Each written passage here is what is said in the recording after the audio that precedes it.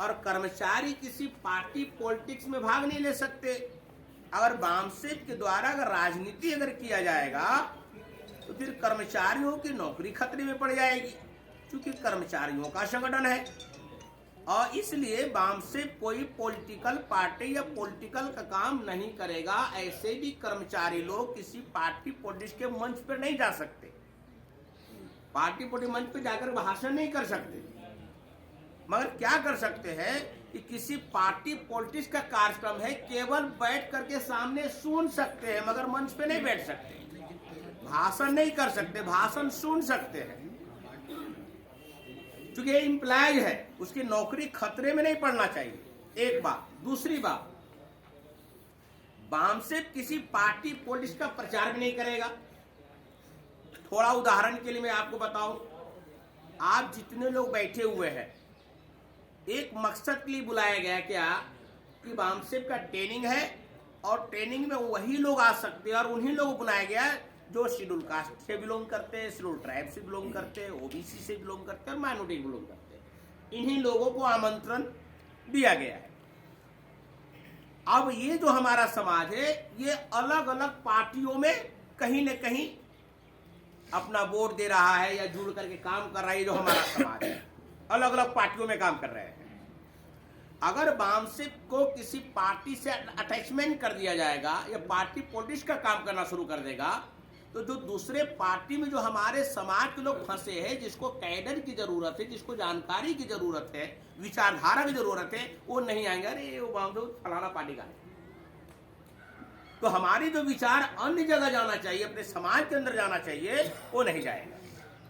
इसलिए बामसेफ क्या है? ये नॉन पॉलिटिकल ऑर्गेनाइजेशन है, नॉन पॉलिटिकल इसकी पॉलिसी है। दूसरा है नॉन रिलीजियस, अधार्मिक संगठन।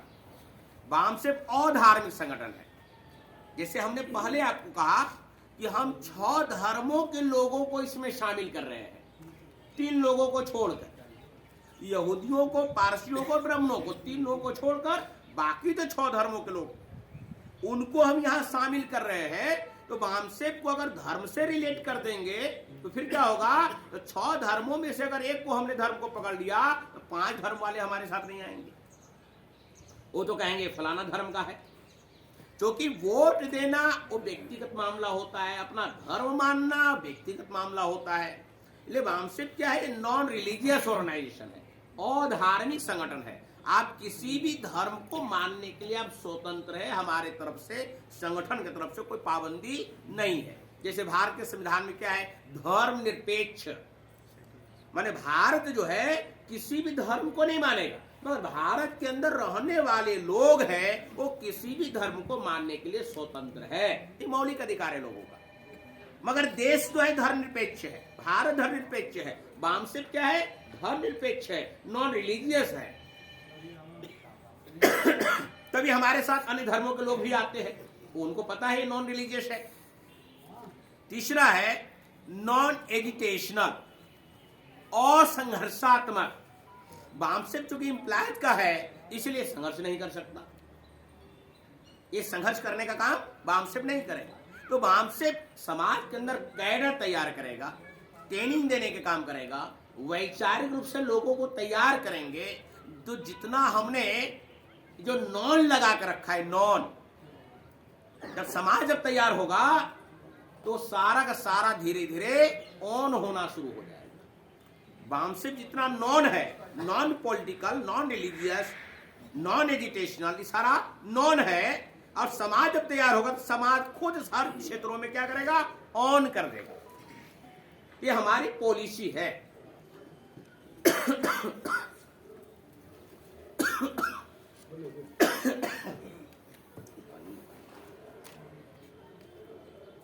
उसके बाद बामसेफ का बेस क्या है? हमारा आधार क्या है? हम किस आधार पे काम कर रहे हैं? बेसिस ऑफ द ऑर्गेनाइजेशन, संगठन का बेस क्या है? साथियों, हम 3 बेस पे काम कर रहे हैं। और वो 3 बेस पे जो काम कर रहे हैं वो कौन निर्धारित किया? किसने निर्धारित किया है? ऑब्जेक्ट नहीं निर्धारित किया है। हर चीज ऑब्जेक्ट निर्धारित करेगा। मकसद ही हर चीज निर्धारित कर रहा है। तो जो हमारा बेस है वो बेस क्या है? पहला है ब्रॉड बेस। ब्रॉड बेस का मतलब होता है भौगोलिक विस्तार। माने संगठन कितना बड़ा होगा, कितना विस्तार इसका किया जाएगा। ये केवल ग्वालियर संभाग का होगा, या केवल मध्य प्रदेश का होगा, या केवल उत्तर प्रदेश का होगा, या ऑल इंडिया का होगा, ये कौन तय करेगा? ये मकसद तय करेगा, ऑब्जेक्ट ही तय करेगा कि संगठन का विस्तार कितना दूर होनी चाहिए। अब ऑब्जेक्ट है व्यवस्था परिवर्तन, और व्यवस्था जो गैर बराबरी वाली व्यवस्था है वो केवल ग्वालियर या एमपी या यूपी दिल्ली में नहीं है। ये गैर बराबरी वाली व्यवस्था ऑल इंडिया में है। इसका मतलब बीमारी ऑल इंडिया में है, समस्या ऑल इंडिया में है। तो जैसी बीमारी होती है वैसा ही इलाज करना होता है, जैसी समस्या होती है वैसा ही समाधान करना होता है। अगर बीमारी ऑल इंडिया में है तो इलाज भी ऑल इंडिया से होगा। तो व्यवस्था परिवर्तन, व्यवस्था क्या है? ऑल इंडिया में गैर बराबरी वाली व्यवस्था है। तो हमारा जो ब्रॉड बेस है, भौगोलिक विस्तार है, वो भौगोलिक विस्तार ऑल इंडिया का है। इसलिए हमने पहले कहा हमारा 30 राज्यों तक संगठन का नेटवर्क है, 30 राज्यों तक है। हर गांव तक संगठन नेटवर्क हम खड़ा करना चाहते हैं। इस देश के अंदर 6 लाख गांव तक संगठन खड़ा होनी चाहिए। इस ब्रॉड बेस पर हम लोग काम कर रहे हैं। समाज में बहुत सारे ऑर्गेनाइजेशन काम कर रहे हैं। अगर आप ऑर्गेनाइजेशन किसी ऑर्गेनाइजेशन पूछेंगे कि भाई आपका मकसद क्या है, तो कहेगा मेरा मकसद व्यवस्था परिवर्तन। अगला भी बोलेगा, क्या बोलेगा? आपका जो मकसद है वही हमारा भी मकसद है। तो हमारा मकसद व्यवस्था परिवर्तन, तो भाई आपका भी मकसद व्यवस्था परिवर्तन। बोला हाँ मेरा भी मकसद व्यवस्था परिवर्तन। तो संगठन कितना बड़ा है? तो बोल देगा तहसील का है। तो तहसील का संगठन ऑल इंडिया की व्यवस्था को कैसे दुरुस्त करेगा? जिले का संगठन ऑल इंडिया व्यवस्था को कैसे दुरुस्त करेगा? एक राज्य का संगठन ऑल इंडिया व्यवस्था दुरुस्त नहीं करेगा। तो जैसा ऑब्जेक्ट होता है वैसे ही उसकी रिक्वायरमेंट होती है, और उस रिक्वायरमेंट को फुलफिल करना पड़ता है। अगर किसी ने ऑब्जेक्ट रखा मुझे आईएएस बनना है, तो आईएएस बनने की जो रिक्वायरमेंट है कि क्या क्या तैयारी करना होगा, कितना घंटा पढ़ना होगा, कोचिंग करना होगा, नहीं करना होगा, वो आपकी रिक्वायरमेंट है। हम कौन से सब्जेक्ट में कमजोर है, हमको कोचिंग चाहिए नहीं चाहिए।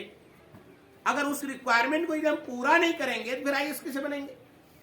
उसकी जो फुलफिल करना होगा, रिक्वायरमेंट फुलफिल करना होगा। अगर ऑब्जेक्ट व्यवस्था परिवर्तन है तो उसकी भी अपनी रिक्वायरमेंट होती है। व्यवस्था ऑल इंडिया में फैला हुआ है, बीमारी ऑल इंडिया में फैला हुआ है, तो उसकी रिक्वायरमेंट क्या है? ऑल इंडिया का संगठन होनी चाहिए, ये रिक्वायरमेंट है। तो हमारा ब्रॉड बेस ऑल इंडिया का है, भौगोलिक विस्तार ऑल इंडिया का है, राष्ट्रव्यापी है। दूसरा साथियों, ब्रॉड बेस के बाद है मास बेस।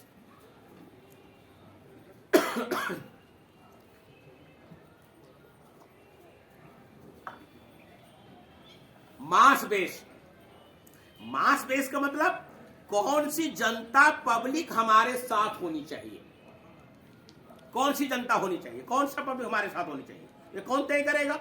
ये कौन निर्धारित करेगा? ये भी ऑब्जेक्ट ही निर्धारित करेगा। अब हर जगह देख रहे मकसद निर्धारित कर रहा है, अब ऑब्जेक्ट ही निर्धारित करेगा कि हमारे पास एक जाति का बंदा रहेगा, या केवल शेड्यूल कास्ट रहेगा, या केवल शेड्यूल ट्राइब रहेगा, या ओबीसी रहेगा, या केवल माइनॉरिटी रहेगा, या सब रहेगा। ये कौन फैसला करेगा?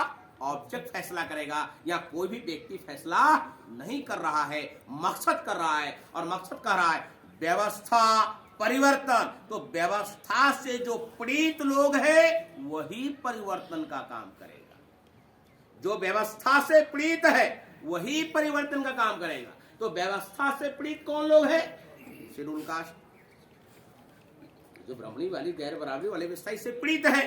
अब शेड्यूल कास्ट पीड़ित है तो शेड्यूल कास्ट के साथ 72 साल संविधान लागू होने के बावजूद भी आज भी शेड्यूल कास्ट के किस एरिया में मूछे रख लिया तो पिटाई हो गई, घोड़ी पर चढ़ने नहीं दिया जाता, अभी आपने इंद्र कुमार मेघवाल की घटना आपने देखा।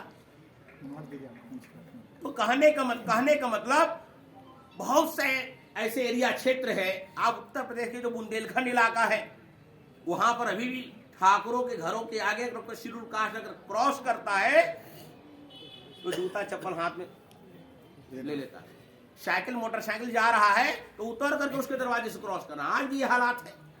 तो शेड्यूल कास्ट क्या है, आज की तारीख में इस देश में पीड़ित है, जाति व्यवस्था का शिकार हो ही रहा है। दूसरा शेड्यूल ट्राइब वो भी पीड़ित है, आदिवासी वो भी पीड़ित है। आदिवासियों को नक्सली कह के पीटा जा रहा है।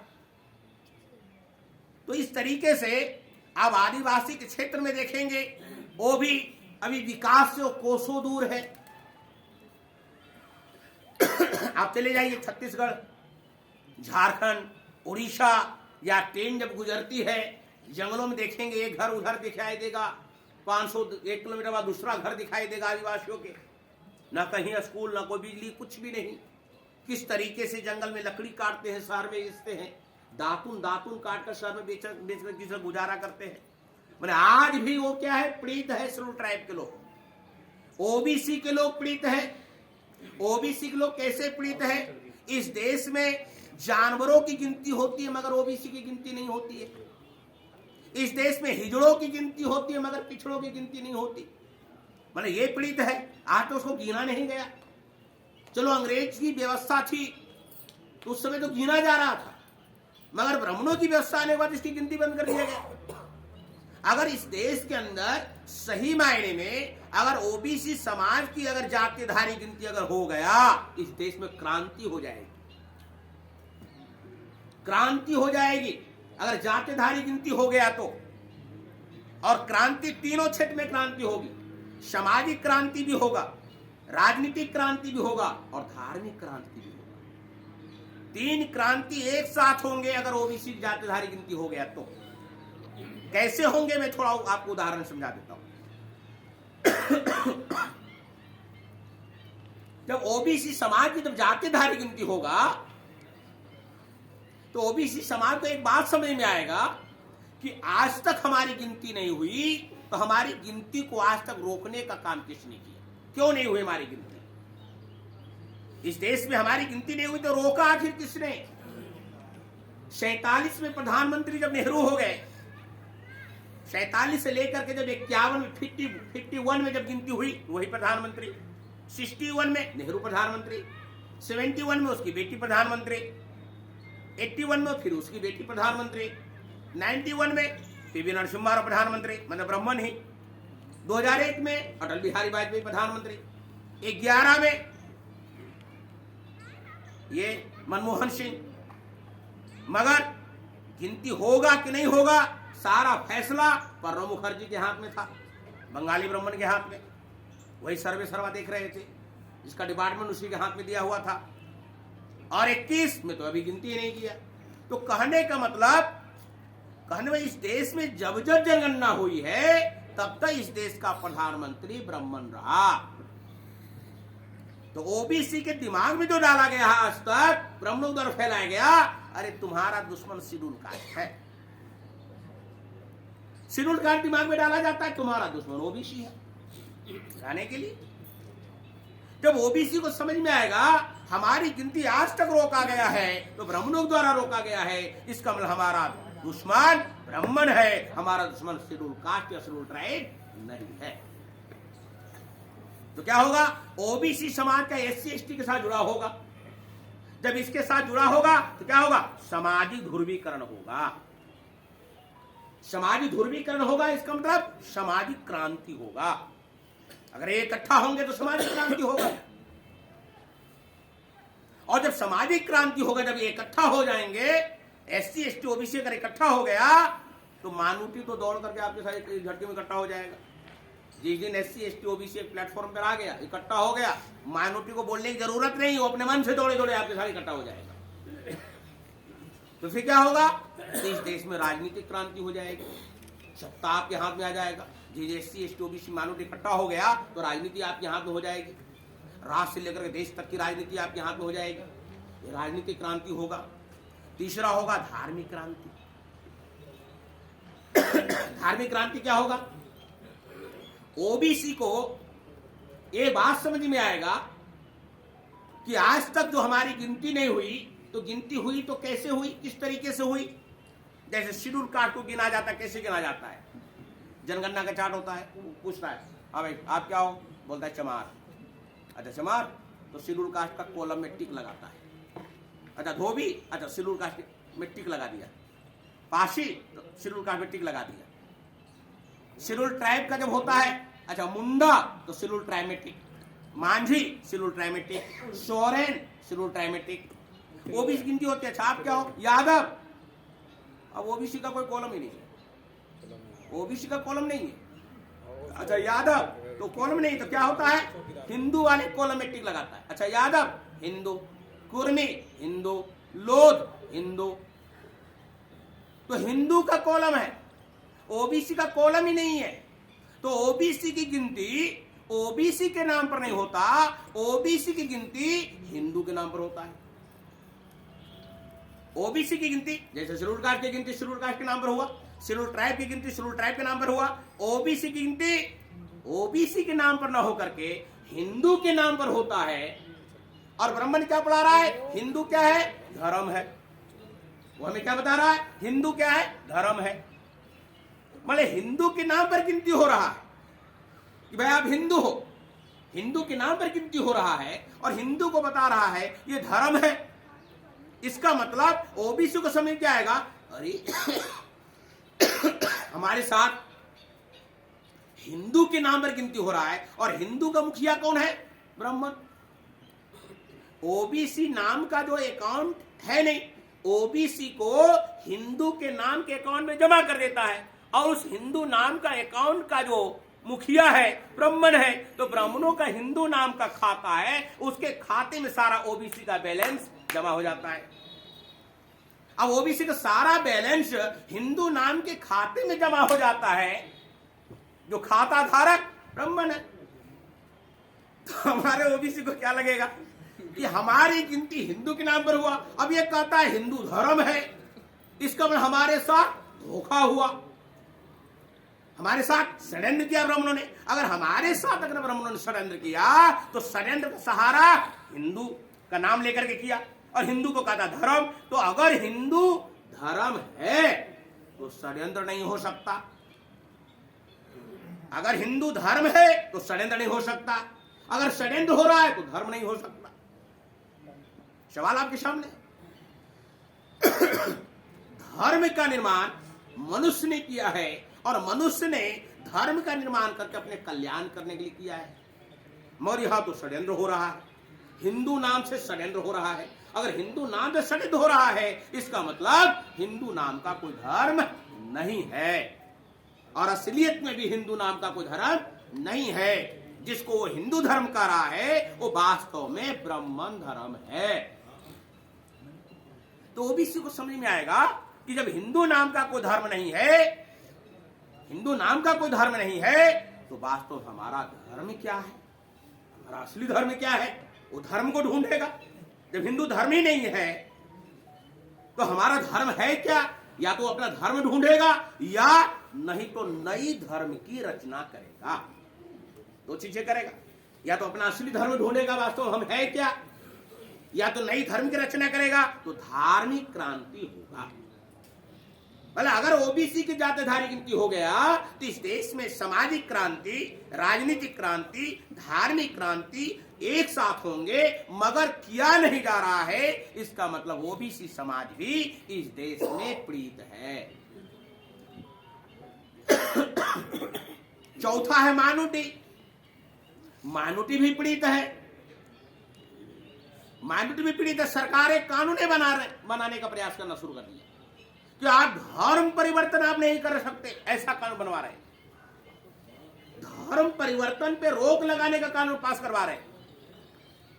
उत्तर प्रदेश में तो योगी सरकार ने पास किया, आपको कहीं धर्म परिवर्तन करना है तो पहले डीएम का परमिशन लेके आना होगा और डीएम परमिशन देगा ही नहीं, इसका धर्म परिवर्तन पर रोक लगा दिया। संविधान कह रहा है फंडामेंटल राइट, आप कोई भी धर्म को मानने के स्वतंत्र है, तो डायरेक्ट तो नहीं कर सकता है वो सरकारें कि धर्म परिवर्तन नहीं हो सकता। मतलब सरकार दूसरे हिसाब से क्या प्लान बनाया प्लान ये बनाया कि आप धर्म परिवर्तन के काम करना चाहते हो, कार्यक्रम करना चाहते हो, तो आपको पहले डीएम का परमिशन लेना होगा। डीएम परमिशन देगा नहीं, जब देगा नहीं तो होगा नहीं, तो होगा नहीं तो रुक गया। तो संविधान के अंदर राइट है, मगर प्रैक्टिकल में जीरो किया जा रहा है। प्रैक्टिकल में जीरो। राइट डायरेक्ट अटैक करेगा तो विद्रोह खड़ा होगा, और हमारे नेता लोग चिल्लाएंगे, अरे संविधान की तरफ एक आंख देकर आंखें फोड़ देंगे। तो वो सोचता है सही आंखें फोड़ सकता है, उंगली तोड़ सकता है, इसका संविधान के जैसे तैसे है, रहने दो। प्रैक्टिकल में सब जीरो करते जाओ। प्रैक्टिकल में सारा जीरो हो रहा है। इस तरीके से एससी, एसटी, ओबीसी, माइनॉरिटी पीड़ित है, ये व्यवस्था से पीड़ित है, और उद्देश्य हमारा व्यवस्था परिवर्तन है। तो व्यवस्था परिवर्तन वही करेगा जो व्यवस्था से पीड़ित होगा। तो पीड़ित कौन है? SC, ST, OBC, minority. इसलिए हमने इनको ही इकट्ठा किया, हमने इनको इकट्ठा किया। हमारा मास बेस कौन होगा? तो एससी, एसटी, ओबीसी, माइनॉरिटी होगा, क्योंकि यही परिवर्तन का काम करेगा। जो पीड़ित होगा वही परिवर्तन का काम करेगा। तो पीड़ित लोगों को इकट्ठा किया, और इकट्ठा करने के बाद जब उसकी संख्या की गिनती किया तो संजोग से हो गया 85। हमने 85 को इकट्ठा नहीं किया, पहले हम लोगों ने पीड़ित को इकट्ठा किया, और पीड़ितों की संख्या जोड़ने पर संजोग से 85 हो गया। तो जब इधर 85 हो गया तो उधर ऑटोमेटिक 15 बचा। ये 85 बनाम 15 की लड़ाई। तो 85 क्या हमारा मास बेस है, जो मूल निवासी बहुजन समाज है। अब यहां पर एक सिद्धांत काम करता है, एक सिद्धांत काम करता है 85 का। एक तरफ 15 है, एक तरफ 85 है। मैं सिद्धांत एक समझा रहा हूं। एक तरफ 15, दूसरा 85। अगर 15 वाले लोग 85 की तरफ आ रहे हैं तो समझ जाना चाहिए षड्यंत्र करने आ रहे हैं। 15 वाले 85 की तरफ घुस रहे हैं, इसका मतलब षड्यंत्र करने आ रहे हैं। और 85 वाले लोग अगर 15 की तरफ घुस रहे हैं, इसका मतलब स्वार्थ के लिए जा रहे हैं। राम सबरी का जूठा बैर खाने जा रहा है, काय के लिए? षड्यंत्र करने के लिए जा रहा है, षड्यंत्र करने जा रहा है। रामायण ने दिखाया राम सबरी का जूठा बैर खाया, तो काय के खाया? प्रेम था, खुशी थी? नहीं, षड्यंत्र था कि किसी को आधार तो बनावे जंगल में। यहां हमें सीता का पता लगाना है तो कोई तो बंदा चाहिए जो पैर रखने की जगह तो दे। इसलिए जूठा बैर खाया, उसका अपना षड्यंत्र था, स्वार्थ था। जोगी कहता दलितों के घर में खा रहा है, अमित शाह दलितों के घर में काहे के लिए? षड्यंत्र के लिए, स्वार्थ के लिए। तो साथियों, अगर 15 वाले लोग अगर 85 में आ रहा है तो षड्यंत्र करने आ रहा है, और 85 वाले 15 में जा रहा है तो स्वार्थ के लिए जा रहा है। कौन सा स्वार्थ है? या तो हमको कमाना है, या ज्यादा कमा लिया है पहले से तो उसकी सुरक्षा करनी है। नहीं तो आईबी, सीआईडी सब लगा देगा, ईडी उडी सब लगा देगा। ज्यादा अधिकारी होकर के करोड़ों कमा के रखा है, और हमने चला गया मूल निवासियों वाली पार्टी में, बैकवर्ड वाली पार्टी में अगर चला गया तो हमारे पीछे ईडी लगा देगा। अब हम इसकी पार्टी में चले जाएंगे, ईडी उडी पूछने लगेगा, हमारे करोड़ों की संपत्ति सिक्योरिटी रहेगी, तो उसका खुद का स्वार्थ। तो 85 वाले अगर 15 में जा रहा है तो स्वार्थ है, 15 वाले 85 में आ रहा है तो षड्यंत्र है। चाहे सतीश चंद्र मिश्रा बीएसपी के साथ लग जाए, चाहे अभिषेक मिश्रा समाजवादी के साथ लग जाए, चाहे आपका उधर शिवानंद तिवारी लालू जी के साथ में थे, तो मनोज झा तेजस्वी यादव के साथ में है, तो मनोज पांडे हेमंत सोरेन के साथ में है, सूरज भान सिंह रामविलास पासवान जी के साथ में थे, केसी त्यागी नीतीश कुमार के साथ में है। हर पार्टियों में है। तो काहे के लिए है? षड्यंत्र करने के लिए है। गुड़ रखा है, गुड़, और गुड़ पे मक्खियां आएगी, काहे के लिए आएगी? सुरक्षा करने आएगी कि खाने के लिए आएगी? हमारे लोगों की पार्टियों में जो ब्राह्मण घुसेगा तो सुरक्षा करने के लिए आएगा, उसको चट करने के लिए आएगा, समाप्त करने के लिए आएगा। तो साथ ही इस तरीके से ये सिद्धांत है। इसीलिए 15 वाले लोग 85 की लड़ाई नहीं लड़ सकते। 85 वाले लोग 15 की तरफ जाकर के भी 85 की लड़ाई नहीं लड़ सकते। इसलिए 85 की लड़ाई 85 वाले लोग ही 85 की तरफ रह करके ही लड़ सकते हैं। यह है सिद्धांत। 15 वाले लोग 85 की लड़ाई नहीं लड़ सकते। 85 वाले लोग 15 की तरफ जाकर के भी 85 की लड़ाई नहीं लड़ सकते। इसलिए 85 की लड़ाई 85 वाले लोग ही 85 की तरफ रह करके ही उसकी लड़ाई लड़ सकते हैं। ये 85% क्या है? हमारा मास बेस है। ये मूल निवासी बहुजन समाज मास बेस है। तो मास बेस को हम लोगों ने इकट्ठा किया किसके इशारे पर? जो हमारा मकसद है, मकसद की वजह से। तीसरा है साथियों कैडर बेस। Cadre base. अब कैडर बेस, कैडर क्या होता है, बेस क्या होता है? कैडर का मतलब होता है दक्ष और प्रशिक्षित लोग, टेंड लोग। कैडराइज जो लोग होते हैं टेंड होते हैं। हमने पहले भी कहा कि कैडर लोग बिकते नहीं है, झुकते नहीं है।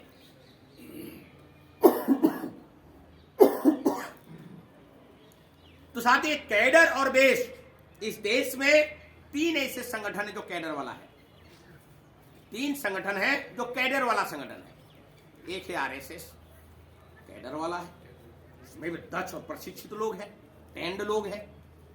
और टेंड लोग हैं वो बातों को घुमाना जानते हैं, कैसे लोगों को मोटिवेशन करना हो जानते हैं। कैडराइज लोग हैं, कैडराइज लोग ही ऐसा कर सकता है।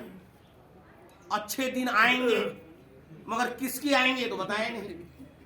अच्छे दिन आएंगे, हमारे लोगों ने सोचा हमारे आ जाएंगे। अंदर क्या था खाने में कि अडानी अंबानी के आएंगे। हमारे लोग भ्रम के शिकार हो गए, हमारे अच्छे दिन आने वाले हैं। तो कैडर लोगों ने बातों को घुमाया। जैसे 1857 में आप बोलगा से गंगा किताब पढ़िए राहुल सांकृत्यायन का।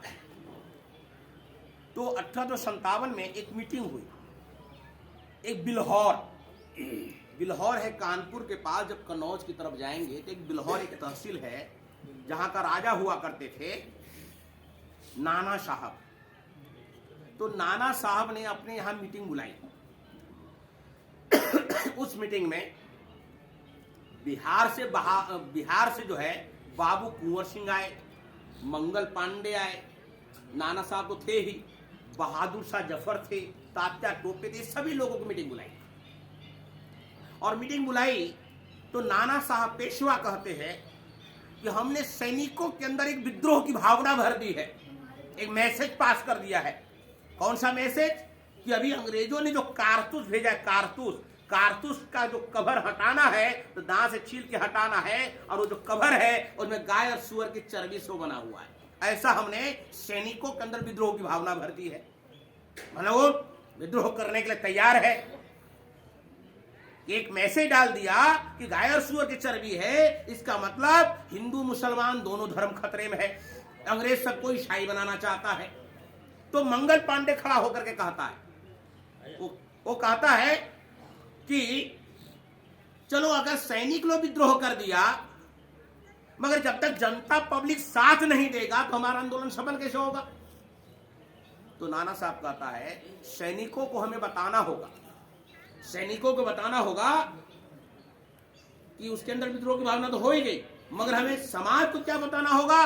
समाज को बताना होगा कि हम आप सबकी आजादी की लड़ाई लड़ रहे हैं, हम आप सब लोगों की आजादी की लड़ाई लड़ रहे हैं। मगर भूलना नहीं है केवल मात्र हम ब्राह्मणों की आजादी की लड़ाई लड़ रहे हैं। बताना सबको है कि हम सबकी आजादी की लड़ाई लड़ रहे हैं, मगर भूलना नहीं है केवल हम ब्राह्मणों की आजादी की लड़ाई लड़ रहे हैं। इसीलिए बीजेपी वालों ने प्लान बनाया, सबको बताना है अच्छे दिन आएंगे, मगर भूलना नहीं है हम केवल अंबानी अडानी के ही अच्छे दिन लाएंगे, इसको भूलना नहीं है, लाए और बोलना सबको है अच्छे दिन लाएंगे। तो आरएसएस के लोग क्या है? कैडर है, कैडराइज ऑर्गेनाइजेशन है। मोहन भागवत दिल्ली में मीटिंग लिया, जिसका वाल्मीकि जातियों का। और वाल्मीकि जातियों मीटिंग लिया, और मीटिंग लेने के बाद उसमें क्या कहा, उसमें कहा ये वाल्मीकि जाति के जो लोग हैं इतने कट्टर हिंदू है, इतने कट्टर हिंदू है, इन्होंने सर पे गंदगी ढोना स्वीकार किया मगर इस्लाम को कबूल नहीं किया।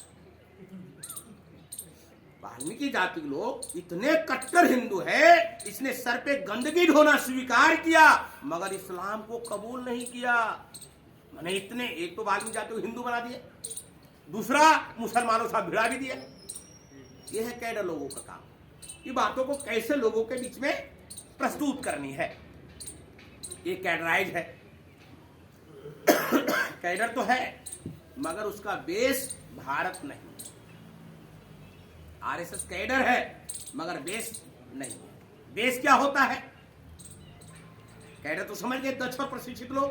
बेस क्या है? तो आरएसएस का क्या बेस है? आरएसएस को जिन लोगों ने बनाया, जिन लोगों के लिए बनाया, जिस व्यवस्था को स्थापित करने के लिए बनाया, वो कौन लोग हैं? ब्राह्मण लोग।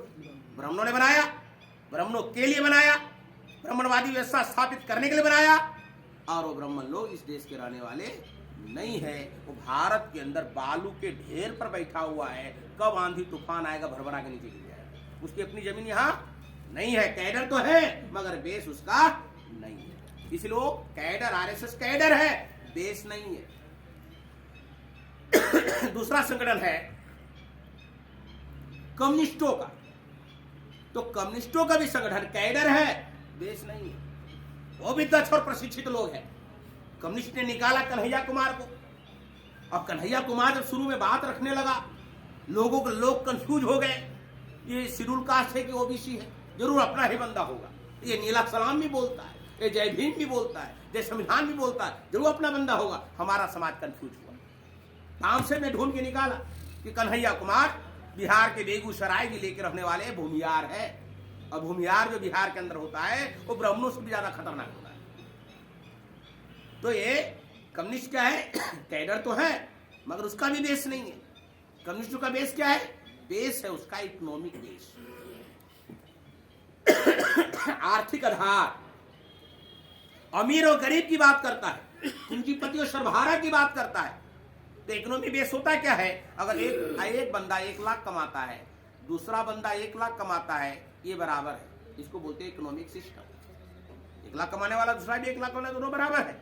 लेकिन भारत के अंदर क्या है? अगर ओबीसी 1 लाख कमा रहा है या शेड्यूल कास्ट 1 लाख कमा रहा है और ब्राह्मण अगर 10,000 भीख मांग के कमा रहा है, तो 1 लाख कमाने वाला 10,000 का पैर छूता है, उसको इज्जत देता है, सम्मान देता है। इसका क्या मतलब है? यहाँ इकोनॉमिक सिस्टम नहीं है, यहाँ कास्ट की तरह, यहाँ सोशल सिस्टम है। इसीलिए कम्युनिस्ट यहाँ सफल नहीं हुआ। राष्ट्रपति को भी सीढ़ी पर बैठ के पूजा करना पड़ता। राष्ट्रपति ज्यादा कौन वेतन है? संवैधानिक तौर पे देश में सबसे ज्यादा वेतन राष्ट्रपति को है। आप आवती कमा करके राष्ट्रपति से ज्यादा कमा लेते होंगे, अलग बात है, मगर एक संवैधानिक जो वेतन है राष्ट्रपति को सबसे ज्यादा है। अब राष्ट्रपति को सबसे ज्यादा वेतन है तो इकोनॉमिक तो मजबूत है। जब इकोनॉमिक मजबूत है तो उसको भी मंदिर घुसने नहीं दिया जा रहा है। पीएल पुनिया अरबपति आदमी, उसको पूरी का मंदिर घुसने दिया। उसकी योग्यता देखिए पीएल पुनिया की। आईएएस रहा, आई से रिटायर्ड, एससी आयोग का चेयरमैन, सांसद, अरबपति आदमी, 4 इतनी बड़ी डिग्री, जिसको पूरी का मंदिर घुसने दिया। क्यों? क्योंकि सोशल सिस्टम में वो शेड्यूल कास्ट का है। तो भारत में क्या है? भारत में इकोनॉमिक सिस्टम नहीं है, भारत में कास्ट सिस्टम है, सोशल सिस्टम है। इसलिए कम्युनिस्टों का जो ऑर्गेनाइजेशन है कैडर तो है मगर उसका बेस भारत नहीं, क्योंकि इकोनॉमिक सिस्टम और इकोनॉमिक भारत का बेस नहीं है। इसलिए वो कैडर है मगर बेस नहीं। और बांसेप संगठन कैडर भी है और बेस भी है। बांसेप के कार्यकर्ता आप लोग सुनते होंगे, ट्रेनिंग देने वाले, भाषण देने वाले, तो ये कैडर भी है, बेस भी है। इतना शांति से कहीं सुनते नहीं किसी दूसरे संगठनों में। जितना शांति से लोग वामसेव के कार्यक्रम अटेंड करते हैं, प्रशिक्षण सभा सम्मेलन जितनी शांति से अटेंड करते हैं, जितने अनुशासन के तरीके से बैठे रहते हैं, इतना चीजें हर जगह आप सुनने देगा। उछल कूद मचता रहता है, शोर शराब मचता रहता है, कुर्सी उठा पटक कर चलता रहता है, गाली गलौज चलता रहता है, सब कुछ चलता रहता है। ये चूंकि कैडराइज ऑर्गेनाइजेशन है, वामसेव कैडराइज ऑर्गेनाइजेशन है, कैडर भी है और इसका बेस भी है। बेस क्या है? वामसेव को जिन लोगों ने बनाया, जिन लोगों के लिए बनाया और जिस व्यवस्था को स्थापित करने बनाया, वो कौन लोग हैं? वामसेव को बनाने वाले मूल निवासी, मानव घासीराम साहब, मानव खापटे साहब, मानव दीनवाना साहब, मूल निवासी लोगों ने बनाया, मूल निवासियों के लिए बनाया और मूल निवासी व्यवस्था स्थापित करने के बनाया, जो इस देश के रहने वाले हैं मूल निवासी। तो ये कैडर भी है और बेस भी। अगर ये कैडर है तो कैडर लोगों को कुछ बातें समझ में आनी चाहिए। अगर हमें कैडर लोगों को समाज में काम करना है तो कुछ बातें समझ में आनी चाहिए। तो हमारे लोगों के अंदर कुछ मेरिट होनी चाहिए, समझ में आनी चाहिए, वो मेरिट होनी चाहिए। वो मेरिट क्या है? 2 प्रकार की मेरिट होती है। एक को बोलते हैं अंडरस्टैंडिंग मेरिट, एक होता है डेवलपिंग मेरिट। अंडरस्टैंडिंग मेरिट का मतलब होता है समझ विषयक गुण, जो हर कार्यकर्ता और कैडर को समझ में आनी चाहिए। डेवलपिंग मेरिट होता है वो मेरिट अगर आपके पास है तो ठीक है, नहीं है तो उसको डेवलप किया जाए, विकास किया जाए, वो मेरिट। तो जो कुछ बातें जो हमारे लोगों को समझ में आनी चाहिए, कौन सी बातें समझ में आनी चाहिए? साथियों, सबसे पहला समझ में आनी चाहिए व्यवस्था की समझ होनी चाहिए। जैसे ऑब्जेक्ट है व्यवस्था परिवर्तन, मकसद है। किसी ने आपसे पूछा भाई व्यवस्था परिवर्तन आपका मकसद है, तो अब ये बताइए व्यवस्था क्या है? हम जिस व्यवस्था को बदलना चाहते हो व्यवस्था है क्या? जब व्यवस्था को समझेंगे तब तो बदलेंगे कि कैसे बदलना है, सिस्टम को कैसे चेंज करना है, वो व्यवस्था है क्या? साथियों, व्यवस्था में समझना होगा तो व्यवस्था 2 प्रकार की होती है। व्यवस्था 2 प्रकार की व्यवस्था होती है। एक व्यवस्था होती है समाज की व्यवस्था और दूसरा होता है शासन की व्यवस्था। अगर हम व्यवस्था को सही तरीके से अगर समझ गए तो वर्तमान का हम राजनीतिक सारे परिदृश्य हम लोगों को समझ में आ जाएगा। अगर सिस्टम को समझ गया तो साथ एक व्यवस्था है समाज की व्यवस्था और दूसरा है शासन की व्यवस्था। समाज की व्यवस्था पर जिसका नियंत्रण है उसी का शासन की व्यवस्था पर भी नियंत्रण है। समाज की व्यवस्था पर जिसका नियंत्रण है तो शासन की व्यवस्था पर ही उसी का नियंत्रण है। अब समाज की व्यवस्था में सबसे ऊपर कौन है? ब्राह्मण। समाज की व्यवस्था में सबसे ऊपर ब्राह्मण। ब्राह्मणों के बगैर समाज में कोई काम नहीं होता, इसीलिए शासन में भी ब्राह्मणों के बगैर कोई काम नहीं होता।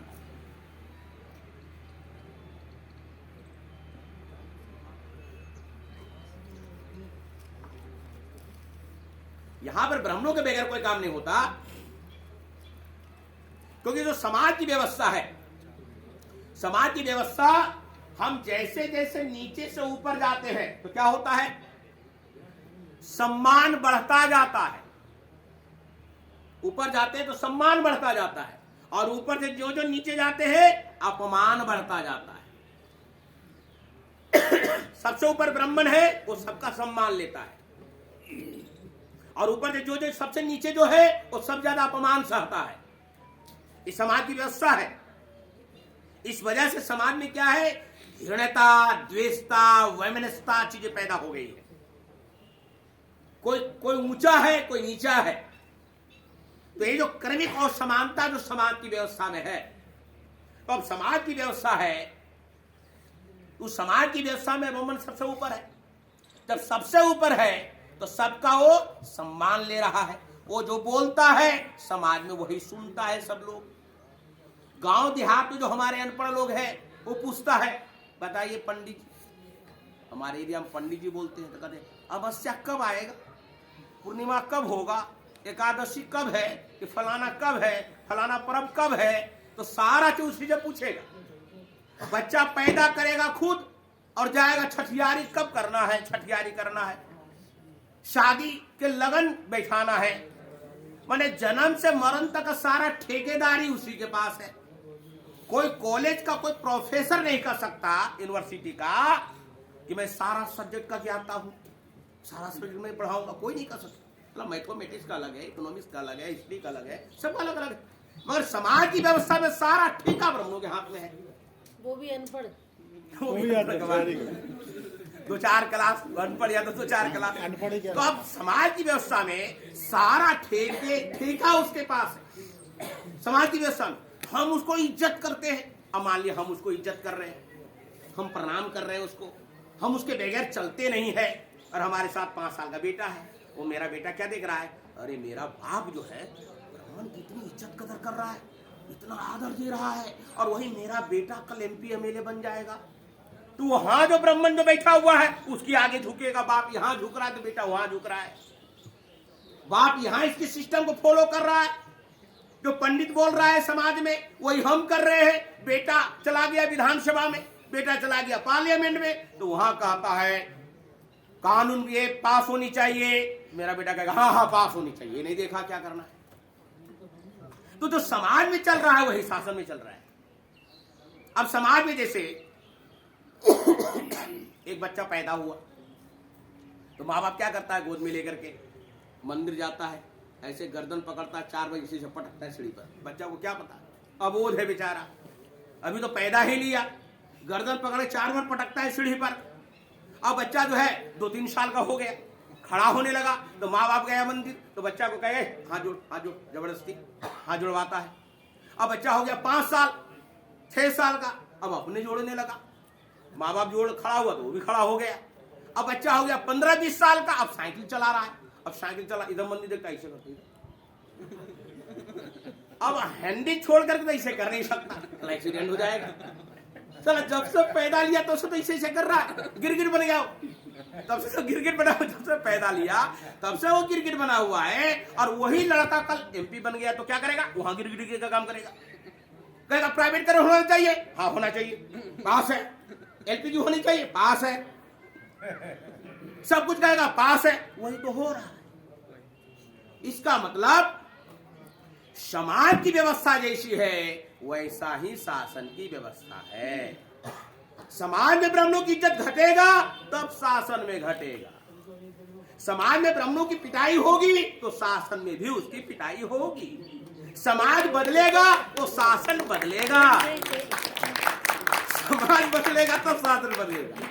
हम समाज नहीं बदल रहे हैं और हमारा दिमाग केवल शासन पर लगा हुआ है, राजनीति पर लगा हुआ है। समाज में हम कुछ भी नहीं कर रहे हैं। हम सोच रहे राजनीति में ये हो रहा है, वो हो रहा है, वो हो रहा है। जो असली जहां काम है, समाज के अंदर अगर ब्राह्मणों की पिटाई शुरू हो जाएगी, इसके नियम कानून समाज व्यवस्था में अगर ध्वस्त हो जाएंगे तो वहां भी पिटाई शुरू होगी और उसका एक भी नियम कानून वहां पार्लियामेंट में कोई फॉलो नहीं करेगा, विधानसभा में फॉलो नहीं करेगा। समाज बदलेगा तब शासन बदलेगा, समाजी व्यवस्था बदलेगा तो शासन व्यवस्था बदलेगा। हमारे लोगों में PM भी बने, हमारे लोगों में CM भी बने, कहां परिवर्तन हो गए? जहां तक वो अपने राजनीतिक पावर का अधिकार प्रयोग किया तो ज्यादातर नौकरी बहाल कर दिया। हमारे लोगों को थोड़ी सी मनोबल हाई हो गई कि हमारा भी आदमी PM बना है, CM बना है, मनोबल हाई हुआ। मगर व्यवस्था जस का तस है, व्यवस्था जस का तस है, अन्याय अत्याचार जस का तस है। हमारे लोगों को लगता है वो PM बन गया, CM बन गया, उसी में हमारी पोस्टिंग हुई थी, उसी में हमारा प्रमोशन हो गया था, हमारे लोगों को सरकार होनी चाहिए। मगर समाज के अंदर जो परिवर्तन करना है उसके लिए कोई काम नहीं कर रहा है। साथ तो सामाजिक परिवर्तन होगा, समाज का परिवर्तन होगा तब शासन का परिवर्तन होगा। सामाजिक परिवर्तन के आधार पर शासन व्यवस्था में जब परिवर्तन होगा तब जाकर व्यवस्था में परिवर्तन होगा। शासन परिवर्तन क्या है? शासन व्यवस्था आपके हाथ में होगा तब व्यवस्था में आप बदलाव कर सकते हैं, क्योंकि शासन व्यवस्था एक ताकत है व्यवस्था में बदलाव करने के लिए, मगर वो शासन व्यवस्था सामाजिक परिवर्तन के आधार पर आना चाहिए। सामाजिक परिवर्तन के आधार पर आना चाहिए, मगर अब सामाजिक परिवर्तन कैसे होगा भी सवाल है। सामाजिक परिवर्तन कैसे होगा? सामाजिक परिवर्तन होगा लोगों के आचरण व्यवहार में परिवर्तन होने से। जैसे मान लिया जाए अभी आप लोगों के आचरण व्यवहार बदल गए, एक गांव में मान लिया जाए आचरण व्यवहार लोगों बदल गया, तो जब आचरण व्यवहार बदल जाएगा तो क्या होगा? आपके प्रधान हो जाएंगे गांव में। सारा गांव अगर एक विचार वाला हो गया तो आपका प्रधान हो गया, आपके ब्लॉक प्रमुख होने लगेंगे। ऐसे 2-4 तहसील में अगर आपके विचारों वाले सारे हो गए, सबका व्यवहार बदल गया तो आपके एमएलए हो गए। अगर 2-4 मान लिया विधानसभाओं में ऐसा हो गया तो आपके एमपी हो गए। ऐसा देश में हुआ, पूरा देश आपका हो गया। तो ये जो सामाजिक परिवर्तन होगा आचरण व्यवहार में परिवर्तन होने से होगा, और आचरण व्यवहार में परिवर्तन होगा विचार परिवर्तन होने से होगा, वैचारिक क्रांति से होगा। ये वैचारिक क्रांति होगा। बुद्ध ने क्या किया? वैचारिक क्रांति की, विचार में परिवर्तन कर दिया, लोगों को विचार ही बदल दिया। जब लोग विचार बदल गया, अब आपके विचार में घुस गया। जैसे क्या है, आप लोग साइंस पढ़े होंगे, मैट्रिक के पहले भी साइंस पढ़े होंगे, तो साइंस में पढ़ाया जाता है ये जो दिमाग है, ये दिमाग पूरे शरीर को कंट्रोल करता है। ये दिमाग सबको कंट्रोल करता है। अगर कोई वस्तु है, अगर हम छू रहे हैं, अगर वस्तु गर्म है तो पहले इंफॉर्मेशन यहां जाता है और ये कहता है हाथ हटाओ, गर्म है, जल जाएगा। दिमाग ही कंट्रोल करता है। अगर वस्तु ठंडा है पहले इंफॉर्मेशन दिमाग को जाता है। तो शरीर हमारा है और हमारे दिमाग पर ब्राह्मणों का नियंत्रण है। ब्राह्मणों का नियंत्रण है, इसलिए फॉलो हम उसका करते हैं। अगर हमारे दिमाग में जो विचार है, अगर हमारी विचार अगर आ गया, हमारे महापुरुषों की विचारधारा आ गया, तो क्या होगा? ये दिमाग हमारे शरीर को कंट्रोल करेगा। कौन सी विचारधारा से? ब्राह्मण विचारधारा से नहीं, हमारे पुरखों की विचारधारा से। अभी तक ब्राह्मणों की विचारधारा है, इसलिए शरीर हमारा है और हमारे दिमाग पर ब्राह्मण हाइजेक करके बैठा हुआ। हाइजेक कर लिया, दिमाग ही हाइजेक कर लिया, अपनी बातें डालता है, पूरा काम होता है। उसकी बात यहां घुसता है, वो उसी का काम होता है। हाइजेक कर लिया पूरे दिमाग के अंदर। तो हमारे समाज में क्या करना होगा? ब्राह्मणों वाली बातें को खुरच के निकालना होगा। देखते घरों में अगर बर्तन जल गया, तुम्हारे घर की महिलाएं कितना खुरच के साफ करती है, और एक बार में साफ नहीं होता। तो एक बार कैडर में सबका दिमाग साफ होने की गुंजाइश नहीं है। बार बार करना होगा। बर्तन में भी बार बार रगड़ करने से ही वो बर्तन जला हुआ साफ होता है। कुएं पे रसरी जो है बार बार घसते कुएं के पत्थर पे निशान पड़ जाता है। तो एक बार ट्रेनिंग में, एक बार कैडर में, और ये चीज में ये सोचेंगे, सारा दिमाग हमारा क्लियर हो जाएगा। कोई जरूरी नहीं है ये बार बार ये जो विचार धारा जाएगा, अच्छी चीजें बार जाएगा, तब ब्राह्मणों वाली सारी बातें निकलेगा। अगर ये विचार बदल गया तो आपके व्यवहार बदलने लगेगा, आचरण में परिवर्तन हो जाएगा। क्या आचरण परिवर्तन हो जाएगा? अब विचार में आ गया। क्या आ गया? SC ST OBC माइनॉरिटी हमारा भाई है, फिट हो गया, ये हमारा भाई, ब्लड रिलेशन है, खून का रिश्ता है। तो क्या होगा?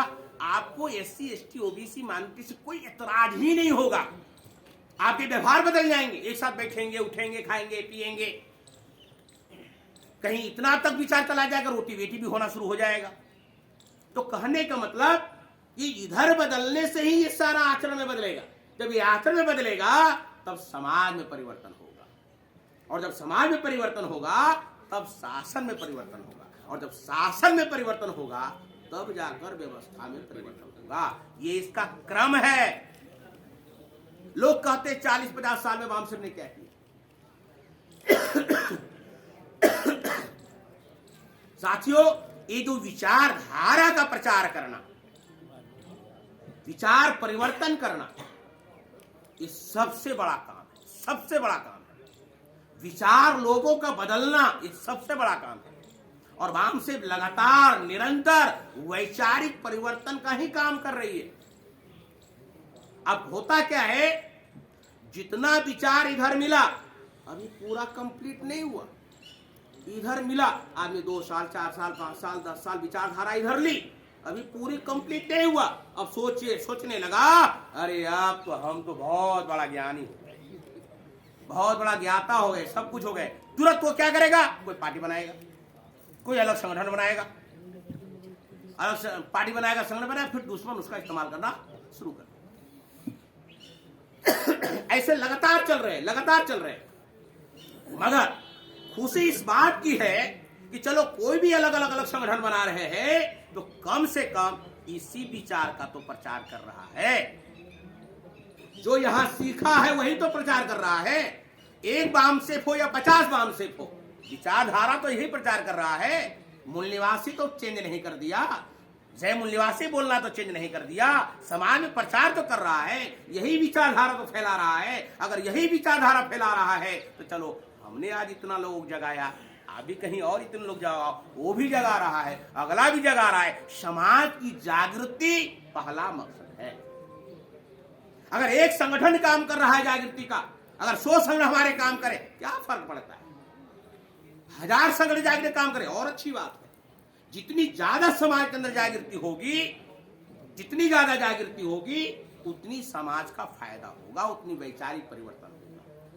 लोग अपने तरीके से जगा तो रहे, चेंज तो हो रहा है। हम जहां नहीं पहुंच पा रहे अगला पहुंच रहा है, जहां हम लोग नहीं पहुंच पा रहे हैं अगला पहुंचेगा, अगला वामसे वाले पहुंचेंगे, अगला वामसे वाले नहीं पहुंचेंगे तो वामसे पे अलग होकर कोई और संघ बनाया होगा तो वो पहुंचेगा। मगर समाज के अंदर विचारधारा निरंतर प्रचार प्रसार चलते रहनी चाहिए।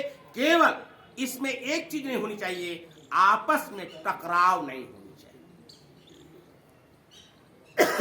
आपस में टकराव नहीं होनी चाहिए और आपस में एक दूसरे का विरोध और क्रिया प्रतिक्रिया नहीं होनी चाहिए। काम करता है काम करे, कोई प्रॉब्लम नहीं, हमें टकराने की जरूरत, टकराने में हमें समय उलझाने की कोई जरूरत नहीं है। हम हर कार्यकर्ता कहते हैं, कोई भी अपना संगठन, कोई शेड्यूल कास्ट का हो, एसटी का, ओबीसी माइनॉरिटी, ओबीसी का जो भी संगठन चल रहा है, समाज के अंदर अगर अपने महापुरुषों की विचारधारा पर अगर सही मायने में काम कर रहा है, करना चाहिए।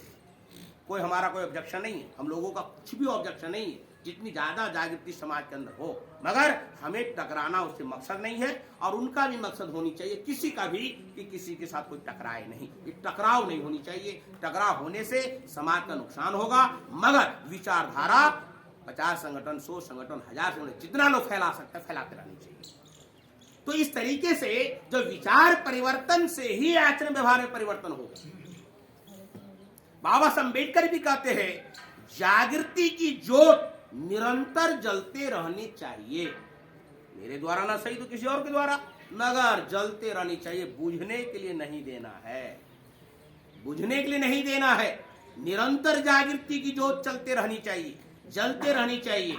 उसका बुझाना हमारा मकसद नहीं है, जला करके रखना मकसद है। चाहे कोई भी जला करके चलाए, ये पीढ़ी खत्म हो जाएगा, अगली पीढ़ी चलेगा और ये विचारधारा काम निरंतर चलेगा, लगातार चलेगा।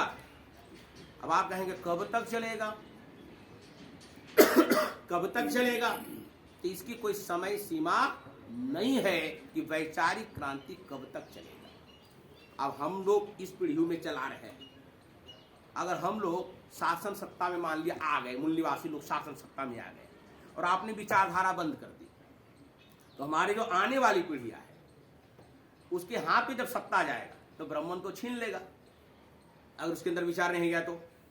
इसलिए ये विचारधारा अगली पीढ़ियों में भी जाना चाहिए, उसके बाद की पीढ़ियों में जाना चाहिए। मतलब ये निरंतर चलते रहनी चाहिए। जब निरंतर चलते रहेगा तब शासन सत्ता आपके हाथ में आएगा, परमानेंट रहेगा। विचारधारा निरंतर चलने से आएगा। अब आरएसएस को बने हुए 1925 में हुआ, 100 साल होने को है। 100 साल के मतलब कितनी पीढ़ियां हो गई? अगर 20 साल की अगर एक पीढ़िया मान ले तो 5 पीढ़ी हो गया।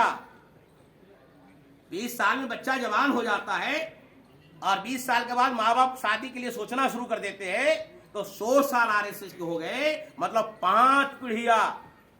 मैंने 5 पीढ़िया के बाद फुल फेज की गवर्नमेंट लाया। इसका नहीं मतलब कि आरएस ने फिर अपना काम करना बंद कर दिया। वो लोग फिर भी जान रहा है आज नहीं तो कल हमारे हाथ से व्यवस्था सत्ता तो जाएगी ही जाएगी। ये भी उसको पता है, उनको पता है। जैसे मान लिया जाए आपके घर पर कोई कब्जा करके रखा हुआ है, वो घर आपके नाम का है, आपके नाम की रजिस्ट्री है, 10 साल से 20 साल से 50 साल का कब्जा करके रखा है। मगर कब्जा करने वाला आदमी तो इस बात को जानता है आज नहीं तो कल मेरे हाथ से तो घर तो जाएगा, क्योंकि हमने तो कब्जा कर रखा, डॉक्यूमेंट तो इसके पास, घर इसका है।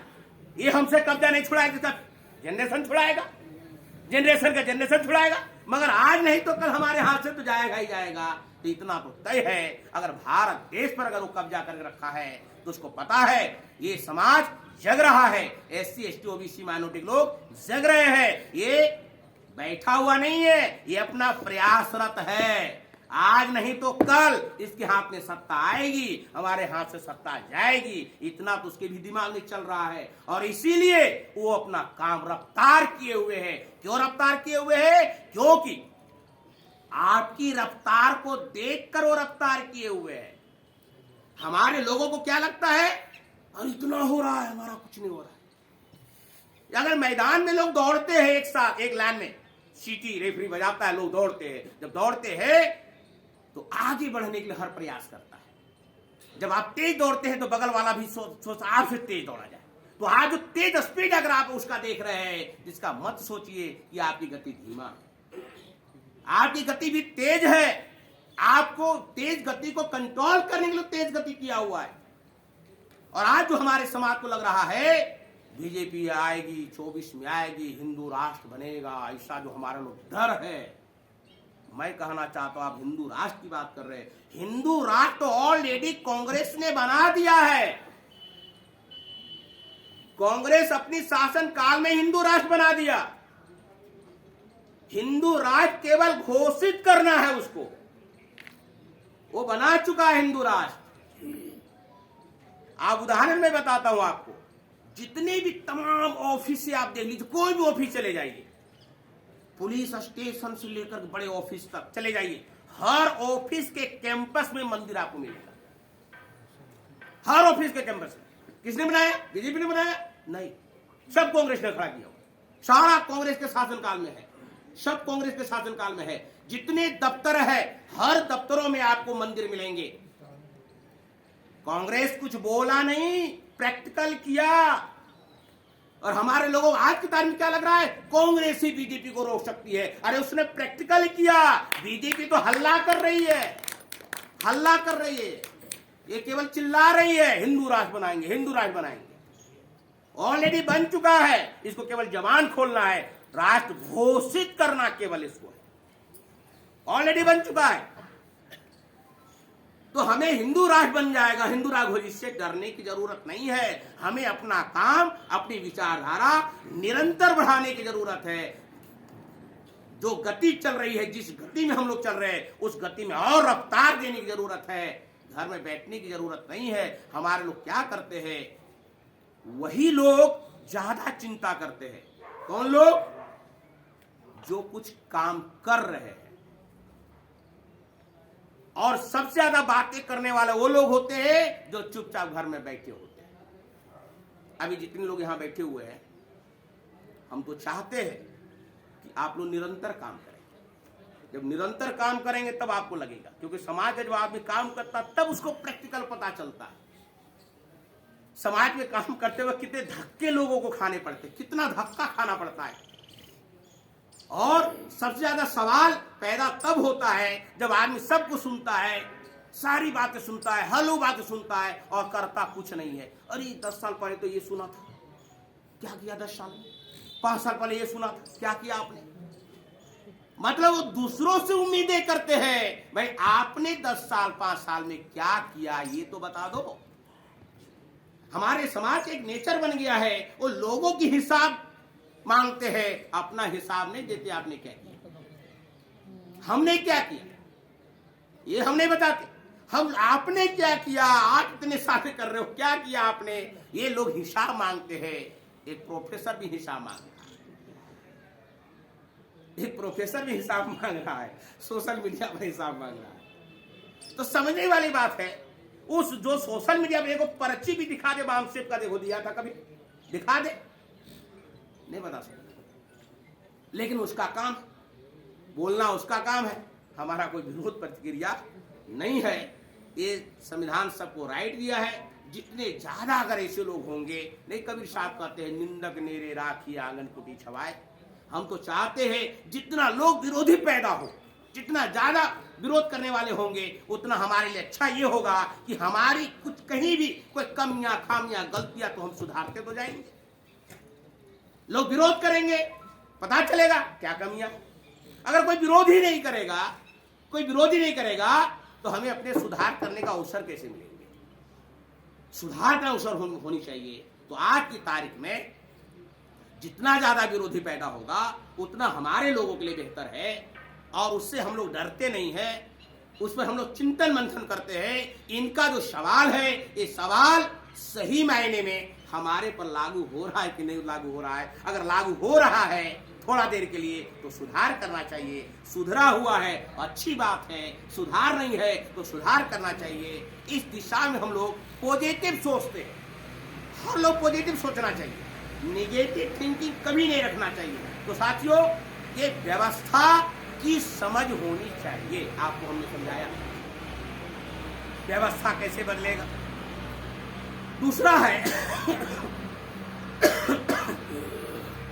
समाज की समझ होनी चाहिए। समाज क्या है, समाज क्या है, समाज की समझ होनी चाहिए। अब हमारे लोग क्या करते हैं, जाति को ही समाज मानते हैं।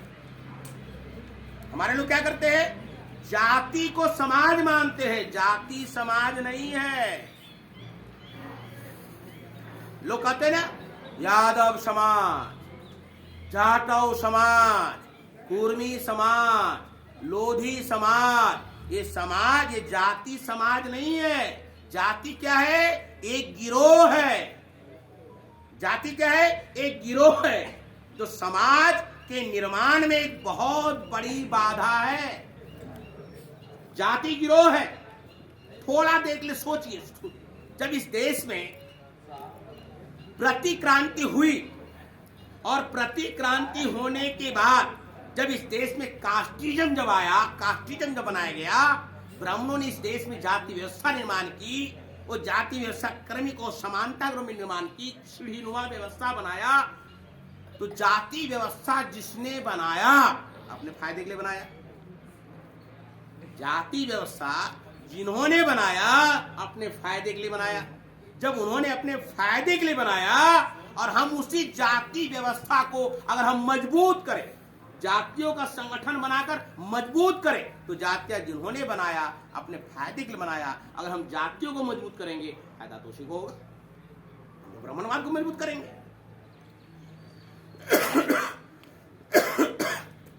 इससे ब्राह्मणवाद मजबूत होगा, क्योंकि ब्राह्मणों ने बनाया और हम उसी को मजबूत करेंगे तो ब्राह्मणवाद मजबूत होगा। अगर ब्राह्मणवाद मजबूत होगा, जाति व्यवस्था बनाने से ब्राह्मणवाद मजबूत होता है, तो जाति क्या वो एक गिरोह है। दूसरा उदाहरण, आप लोग अपनी अपनी जातियों को मीटिंग में कभी शामिल हुए होंगे या शामिल होते भी होंगे। तो अगर जातियों की मीटिंग में जब हमारे लोग जाते हैं, तो जानते क्या होता है, अगर चमार जाटव जाति के लोग मीटिंग आपस में जब करते हैं, तो क्या करते हैं, जानते हैं क्या चर्चा होती है? अपने ही जाति भाई के खिलाफ चर्चा होती है। जाटव की मीटिंग है तो यादव के खिलाफ चर्चा हो रहा है, यादव की मीटिंग है तो चमार जाटव के खिलाफ चर्चा हो रहा है, लोध के खिलाफ चर्चा हो रहा है, कुर्मी के खिलाफ चर्चा हो। उसके तो इतने एमपी हो गए, फलाना पार्टी ने इतना टिकट दे दिया, हमारी जात वालों को कहा दिया। ऐसा करते हैं, जातियों की रैली बुलाते हैं, हम भी ताकत दिखाते हैं, अभी हमको हमारी जाति ज्यादा टिकट दो। तो कहने का मतलब, जातियों की जब मीटिंग होती है तो अपने ही भाइयों के खिलाफ चर्चा होती है। एक जाति मीटिंग हो गया तो दूसरा भाई है जाति अपना ही, उसी के खिलाफ चर्चा होगा, मूल निवासी भाई के साथ उसी के खिलाफ चर्चा होगा। तो अपने भाई के खिलाफ तो, और जब समाज की मीटिंग होती है, समाज की मीटिंग होती है तो किसके खिलाफ चर्चा होती है? असली दुश्मन के खिलाफ चर्चा होती है। ये है समाज की मीटिंग। ये जाति की मीटिंग नहीं है, ये समाज की मीटिंग है। तो असली दुश्मन हमारा कौन है? ब्राह्मण, उसके खिलाफ चर्चा हो रही है। अगर एक जाति का मीटिंग होता तो ब्राह्मण के खिलाफ चर्चा नहीं होता, अपनी भाई जाति के खिलाफ चर्चा होता। तो जाति व्यवस्था को मजबूत करने से हम कमजोर होंगे और समाज को मजबूत करने से दुश्मन कमजोर होगा। इस बारीकी को समझने की जरूरत है। ये जो जाति व्यगत व्यवस्था है,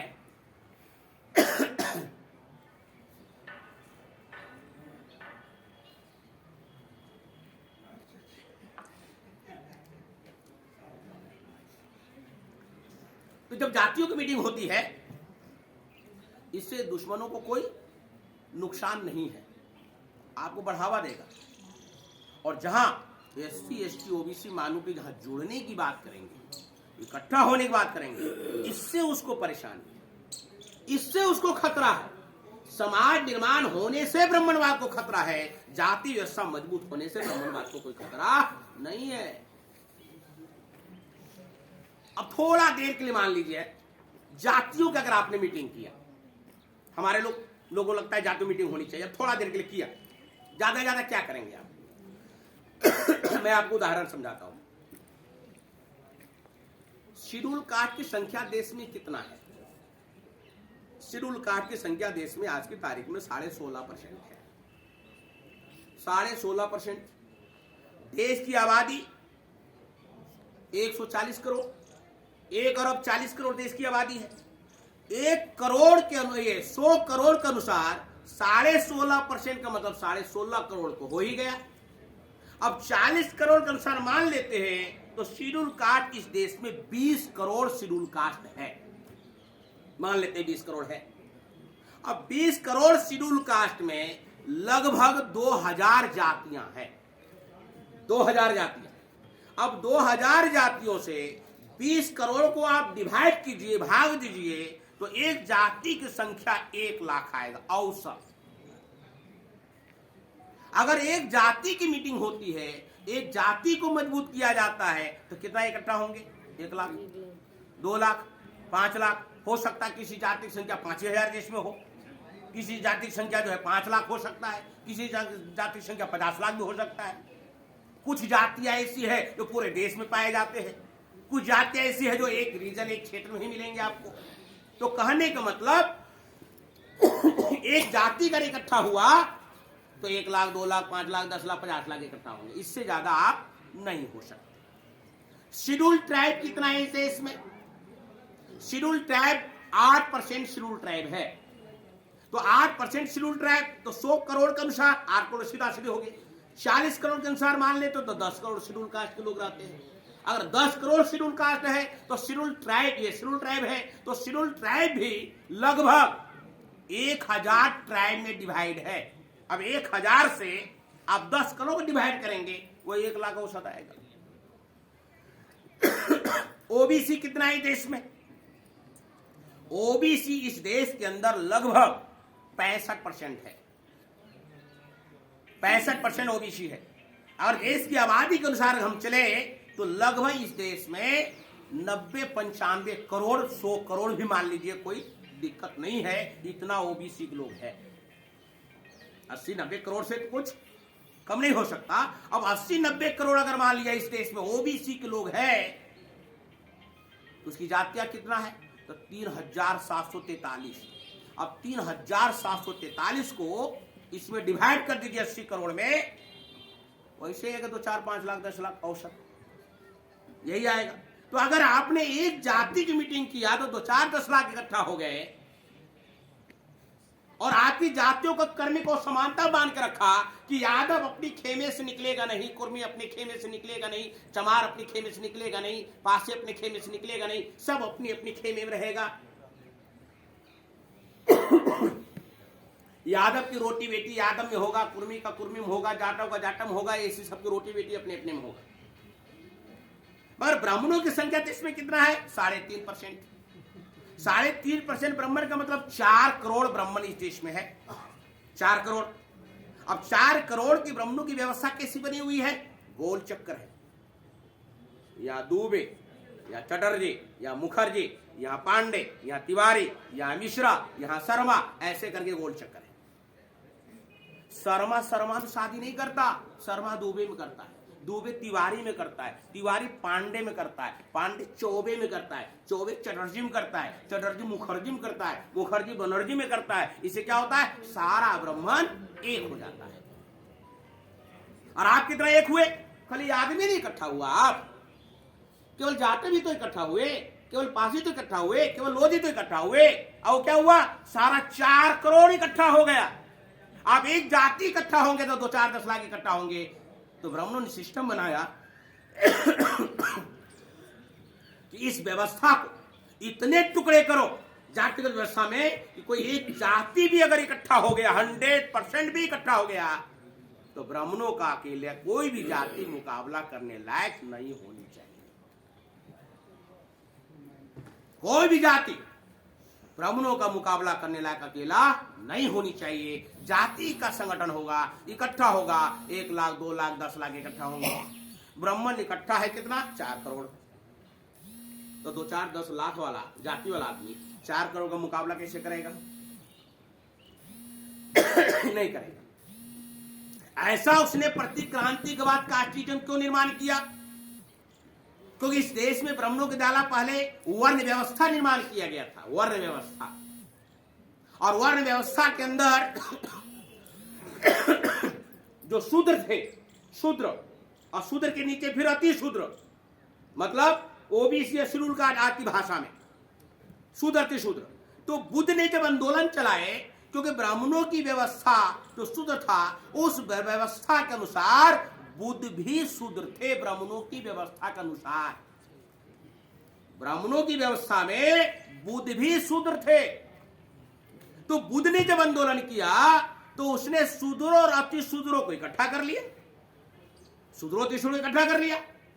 तो जब पुष्यमित्र शु ने जब प्रतिक्रांति किया तो उन्होंने सोचा, उसने ये सोचा कि ये शूद्र अति शूद्र हमारे पुरखे बनाए थे, तो बुद्ध जैसा कोई व्यक्ति पैदा लिया, उसने हमारी वर्ण व्यवस्था को ध्वस्त कर दिया, खत्म कर दिया।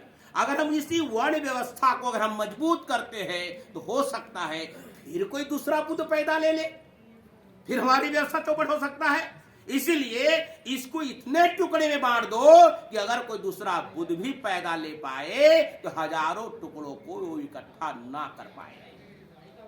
शूद्रों को तो इकट्ठा कर लिया बुद्ध ने, मगर इसको हजारों टुकड़े मार देंगे तो कोई दूसरा बुद्ध पैदा नहीं होनी चाहिए जो हजारों टुकड़ों जाति व्यवस्था को इकट्ठा कर ले, नहीं पैदा होनी चाहिए। इसी वजह से ब्राह्मण आज की तारीख में सफल है, जातिगत व्यवस्था की वजह से सफल है। और उसके बाद जितने भी हमारे पुरखों ने आंदोलन चलाया, सारा जातिगत व्यवस्था के विरोध में ही आंदोलन चलाया। और यही मामला है, उसी जातिगत व्यवस्था के विरोध में आंदोलन चला जो आज हमें संविधान के द्वारा हजारों जातिगत टुकड़े को 4 नाम दिया गया। कम से कम अंत में बाबा साहब अम्बेडकर इस मामले में सफल तो हुए, जो पुरखे आंदोलन चलाए कि हजारों जातिगत टुकड़े को 4 नाम दिया, एससी एसटी ओबीसी माइनॉरिटी। पहले पूछा जाता था आप क्या हो, तो बोलता था मैं जाटा हूं, मैं यादव हूं, मैं कुर्मी हूं, ये बोलता था। आज पहले पूछा जाता आप क्या हो, तो पहले बोलता मैं शेड्यूल कास्ट हूं, मैं ओबीसी हूं, ऐसे बोलता है लोग आज की तारीख में। पहले जाति नहीं बोलता, पहले बोलता मैं एससी हूं, एसटी हूं, ओबीसी हूं, ऐसे बोलता है। इसका मतलब जब एससी बोलता है तो पूछा अच्छा एससी हो, अच्छा एससी में क्या हो, तो फलाना जाति। तो जाति कहां गई? दूसरे नंबर पर गई। जाति कहां गई? दूसरे नंबर पर गई। और पहले क्या था? जाति नंबर 1 पर था। संविधान के बाद ना जाति दूसरे नंबर पर चली गई। जो जाति दूसरे नंबर पर चली गई, आज हमारे लोग जातियों का संगठन बना रहे हैं और जाति को नंबर 1 पर कर रहे हैं। जाति को संगठन बना के जाति को फिर नंबर 1 पर कर रहे हैं। संविधान ने दूसरे नंबर पर पहुंचा दिया हमारे पुरखों ने, अब हम जाति संगठन बना फिर नंबर 1 पे करने में लगे हुए हैं। तो क्या हम पुरखों का काम कर रहे हैं? हम मिशन का काम कर रहे हैं? तो साथियों मगर बामसेफ ने क्या किया, जो हमारे पुरखों के आंदोलन द्वारा हजारों टुकड़े जब 4 नाम में गए, 4 नाम में SC ST OBC माइनॉरिटी, तो जाति दूसरे नंबर पे चली गई। अभी चारों को इकट्ठा करके हम लोगों ने एक नाम दिया, मूल निवासी समाज। हम लोग इस देश के मूल निवासी लोग हैं, एक नाम दिया। आज हम किसी से नहीं पूछते जाती, हम लोग सीधे मीटिंग में कहते सब अपने लोग हैं ना, सब मूल निवासी है ना, हाँ सब अपने मूल निवासी है, बस यही कंफर्म होना होता है। तो जब हम मूल निवासी है तो एक पहचान बनी। हमारे बुद्धिजीवी लोग सोचते हम मूल निवासी है, तो मूल निवासी का मतलब क्या है? अगर आप कहते ये बड़ा है, अगर इसको बड़ा बोलेंगे तो एक सवाल खड़ा होता है, बगल में कोई छोटा भी है तभी ना ये बड़ा है। अगर ये बड़ा है तो बगल में कोई छोटा भी है। आप अपने बोले मैं अपने घर का बड़ा भाई हूं, इसमें कोई छोटा भाई भी तो होगा। तो जब हम मूल निवासी बोलते हैं तो हमारे पढ़े लिखे सोचते हैं अच्छा मूल निवासी क्या मतलब है? मूल निवासी, मूल शुरू से, निवासी रहने वाले लोग। हम शुरू से रहने वाले लोग हैं। अगर हम शुरू से रहने वाले लोग हैं, ये शब्द निर्माण हो रहा है क्या? हम शुरू से रहने वाले लोग हैं, इसका मतलब कोई ना कोई है जो शुरू से नहीं रहने वाला लोग है। 2 लोग हो गए, एक शुरू से रहने वाला लोग, एक शुरू से नहीं रहने वाला लोग। तो शुरू से रहने वाले लोग दोस्त, शुरू से नहीं रहने वाला दुश्मन, दोस्त और दुश्मन की पहचान हो गई। यह है असली लड़ाई। अगर हमारे लोगों को समाज की समझ हो जाए तब असली लड़ाई होगी। समाज की समझ नहीं है, जाति की समझ है। हम जाति संघ बना रहे, समाज निर्माण करने का काम नहीं कर रहे। आपको ये आप देखने को मिलेगा, आपको इस देश के अंदर बामसेफ ही एकमात्र संगठन है, चाहे वो कितने भी बामसेफ हो, एकमात्र संगठन बामसेफ ही है जो SC ST OBC माइनॉरिटी को जोड़ रही है। बामसेफ के अलावा कोई संगठन में बता दीजिए जो चारों को जोड़ रही है। बामसेफ के अलावा आपको मिल जाएंगे शेड्यूल कास्ट का अलग संगठन मिल जाएगा, OBC का अलग मिल जाएगा, सेपरेट OBC का, सेपरेट शेड्यूल कास्ट का, सेपरेट शेड्यूल ट्राइब का, या नहीं तो इसके अंदर अलग अलग जातियों का मिल जाएंगे, कर्मचारी संगठनों का मिल जाएगा। मगर हर इन सॉल इस देश के अंदर SC ST OBC माइनॉरिटी के संगठन को, इन समाज के लोगों जोड़ने का काम एकमात्र संगठन बामसेफ ही कर रही है। तो इतना बृहद पैमाने पर इस सारे समाज, कोई भी संगठन चारों को इकट्ठा करने का काम करने का प्रयास नहीं कर रही है। तो हमें समाज की समझ होनी चाहिए। जाति की बीमारी दिमाग से निकालना होगा। अगर इस देश के अंदर हम परिवर्तन करना चाहते, वास्तव में परिवर्तन करना चाहते, तो जाति की बीमारी दिमाग से निकालना होगा। हमें अपना भाई मानना होगा। सब आपस में हम लोग भाई है, एक है, एक ब्लड रिलेशन है, ये फिट करना होगा। तो समाज की समझ के बाद तीसरा है साथियों, मिशन की समझ होनी चाहिए। मिशन क्या है? मिशन, अगर हम अपने लोगों से पूछे भाई आप क्या करते हो, तो क्या बोलेगा? हम मिशन का काम करते हैं। अच्छा, मिशन कौन सा मिशन?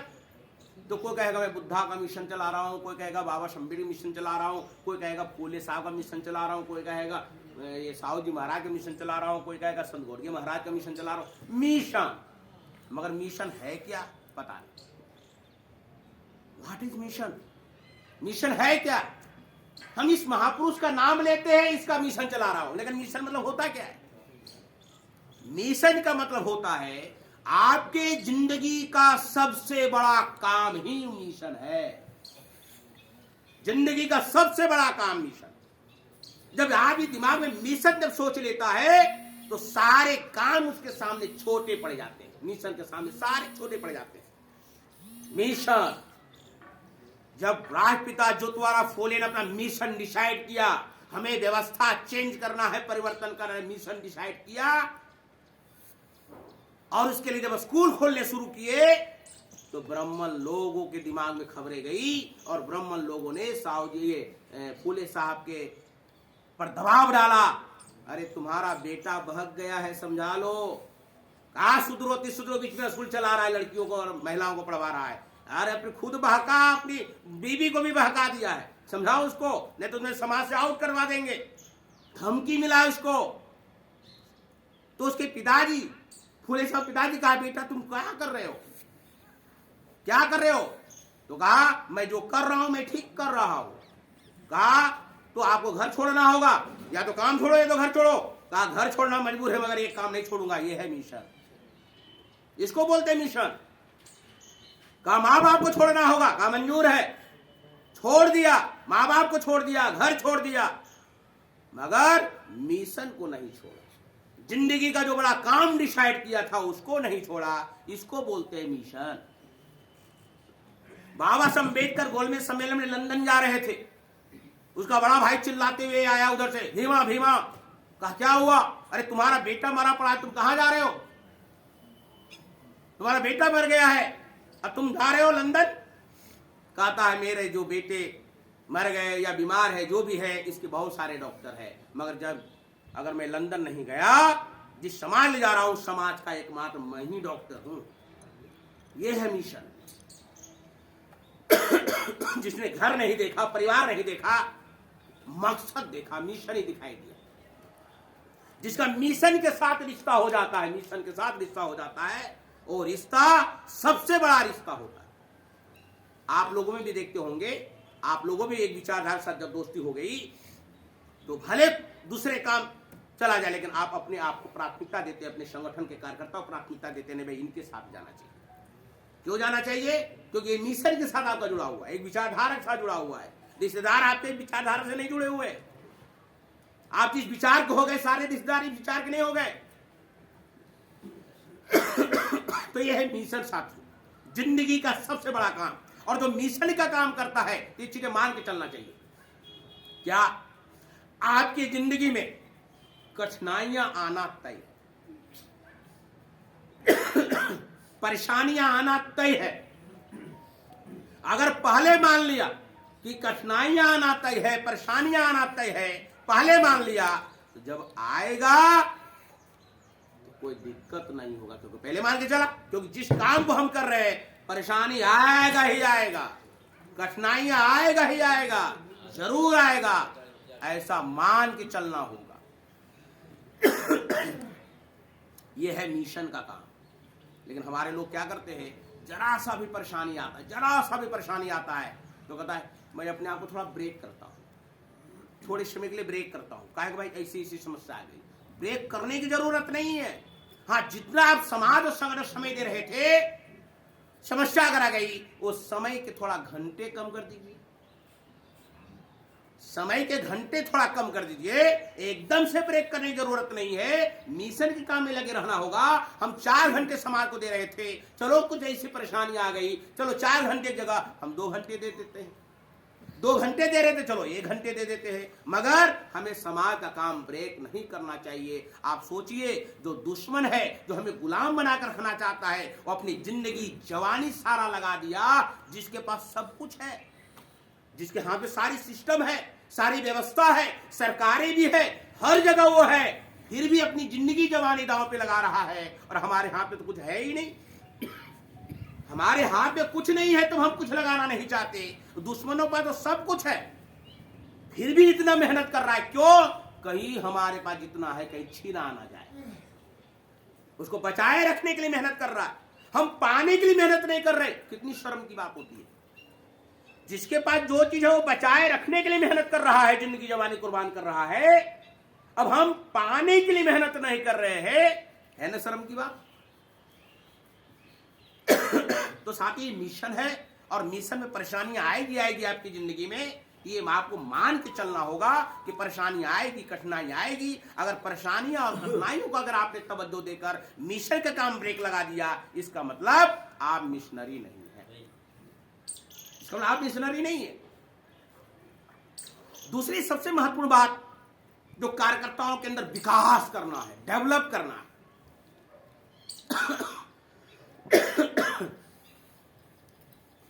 क्या डेवलप करना है? त्याग और समर्पण, त्याग और समर्पण की भावना का विकास करना होगा। समय हो गया है, मैं कंक्लूड में जा रहा हूं, परेशान होने की जरूरत नहीं है। त्याग और समर्पण की भावना का विकास करना होगा। त्याग और समर्पण क्या होता है? त्याग और समर्पण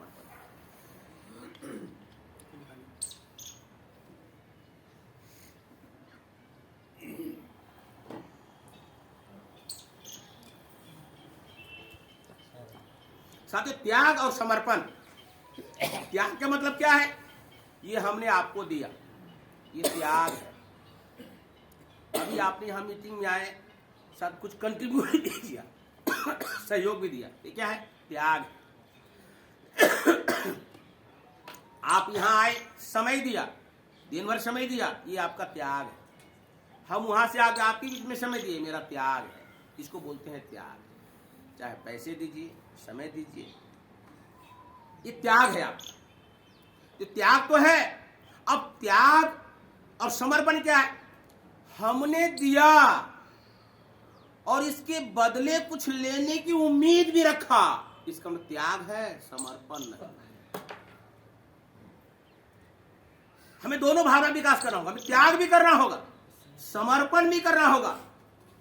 क्योंकि हमारे लोग क्या सोचते, अरे हमने दिया, पिछले महीने भी आए थे, कोई कार्यक्रम था उसमें भी दिया था, हर साल देता हूं, जब जब इसके कार्यक्रम लगते तब तक देता हूं, क्या मिला हमको? इसका मतलब त्याग है, समर्पण नहीं। हमारे पुरखों ने त्याग किया, संघर्ष किया, क्या मिला पुरखों को? कुछ नहीं मिला। त्याग उसने किया, मिला किसको? हम लोगों को। तो हम क्या सोचते हैं, हमने दिया, इसके बदले मुझे क्या मिला? हर बार देता हूं, हर बार सहयोग करता हूं, जहां बुलाता हूं वहां चले आता हूं, पैसे देने की बात करता हूं, वो भी देता हूं, जितनी क्षमता होती उतना देता हूं, फिर भी हमें क्या मिला? तो साथी, त्याग है आपका, मगर समर्पण नहीं है। त्याग है, समर्पण नहीं है। समर्पण कब होता? आपकी सोच कैसे होती? आपकी सोच ऐसी होनी चाहिए, अरे हमको जो मिला, पुरखों ने आंदोलन चलाया, उसकी वजह से हमको मिला, और जो मिला उसमें से थोड़ा हिस्सा हमने दे दिया, तो कौन सा हमने तीर चला दिया? ये आपकी सोच होनी चाहिए। महापुरुषों के आंदोलन की वजह से हमें मिला, उसमें से थोड़ा हिस्सा हमने दे दिया समाज के लिए, तो कौन सा दे दिया? अगर ऐसी सोच रखते हैं तब यह है समर्पण। हमें क्या मिला? इतने समय से लगा हूं, क्या मिला? 40 साल हो गए, 50 साल हो गए, जब से बाम से बनी थी तब से मैं लगा हूं, और कुछ तो नहीं मिला। अरे एक पद तक नहीं मिला, ऐसे भी लोग होते, एक पद तक नहीं मिला। इसका मतलब आप कुछ लेने की उम्मीद रखे थे, इसीलिए दे रहे थे। अगर लेने की उम्मीद रख रहे थे, इसीलिए दे रहे थे, तो त्याग तो है, समर्पण नहीं। एक तीसरी चौथी क्लास में एक छोटी सी कहानी आप लोग पढ़े होंगे। एक बूढ़ा व्यक्ति सड़क के किनारे अखरोट का पेड़ लगा रहा है, और एक राजा की सवारी उधर से गुजरती है। राजा देखता, बड़ा आश्चर्य होता है, ये बूढ़ा आदमी आजकल ये मरने वाला है, इतना कमजोर हो गया, हाथ पांव कांप रहे हैं, अब पेड़ लगा रहे हैं अखरोट का, जिसका फले आएगा 20 साल के बाद, खाएगा क्या ही? राजा को बर्दाश्त नहीं हुआ, अपनी सवारी रुकवाया और उस बूढ़े व्यक्ति के पास गए, कहा, बाबा आप ये जो पेड़ लगा रहे हो इसका फल आप खाओगे क्या? तो बूढ़े व्यक्ति कांपते हाथ जवाब देता, महाराज, जिस पेड़ को हमारे बाप दादा ने लगाया उसका फल हमने खाया, और इस पेड़ को मैं लगा रहा हूं, हमारे बेटे पोते खाएंगे। ये कोई जरूरी नहीं जो पेड़ लगाए वही खाए, ये कोई जरूरी नहीं है। अगर ये लोग सोच ले कि मैं पेड़ लगाऊं और फल मैं ही खाऊं, तो कोई पेड़ ही नहीं लगावे। पुरखे ने जो पेड़ लगाया फल हमें खाने को मिला, हम जो लगाएंगे जनरेशन को मिलेगा। मगर आज हमारे लोग सोच क्या है, हमारे लोग सोच क्या है, पुरखों ने जो आंदोलन किया, संघर्ष किया, हमको मिला और हम अभी कर रहे, इसका भी बेनिफिट अब हमको मिलना चाहिए, क्योंकि मैं रिटायरमेंट हो गया हूं, कहीं एमपी एमएलए तो बन जाऊं, सांसद तो बन जाऊं। ये जल्दबाजी हमारे समाज के अंदर है, क्योंकि इतना तो मैं कर रहा हूं, जब से मैं तब से लगा हूं, पुरखों का भी लिया, अब रिटायरमेंट हो गया, अब फिर हमें मिल जाए। तो ये हमारे लोग सोच थोड़ा सा त्याग समर्पण वाली भावना विकास कर रहा होगा। एक राधाबाई नाम की महिला बाबा साहब अम्बेडकर के पीरियड में 1946 में बाबा साहब अम्बेडकर ने पूना पैक्ट के विरोध में जेल भरो आंदोलन की तारीख घोषणा करते हैं।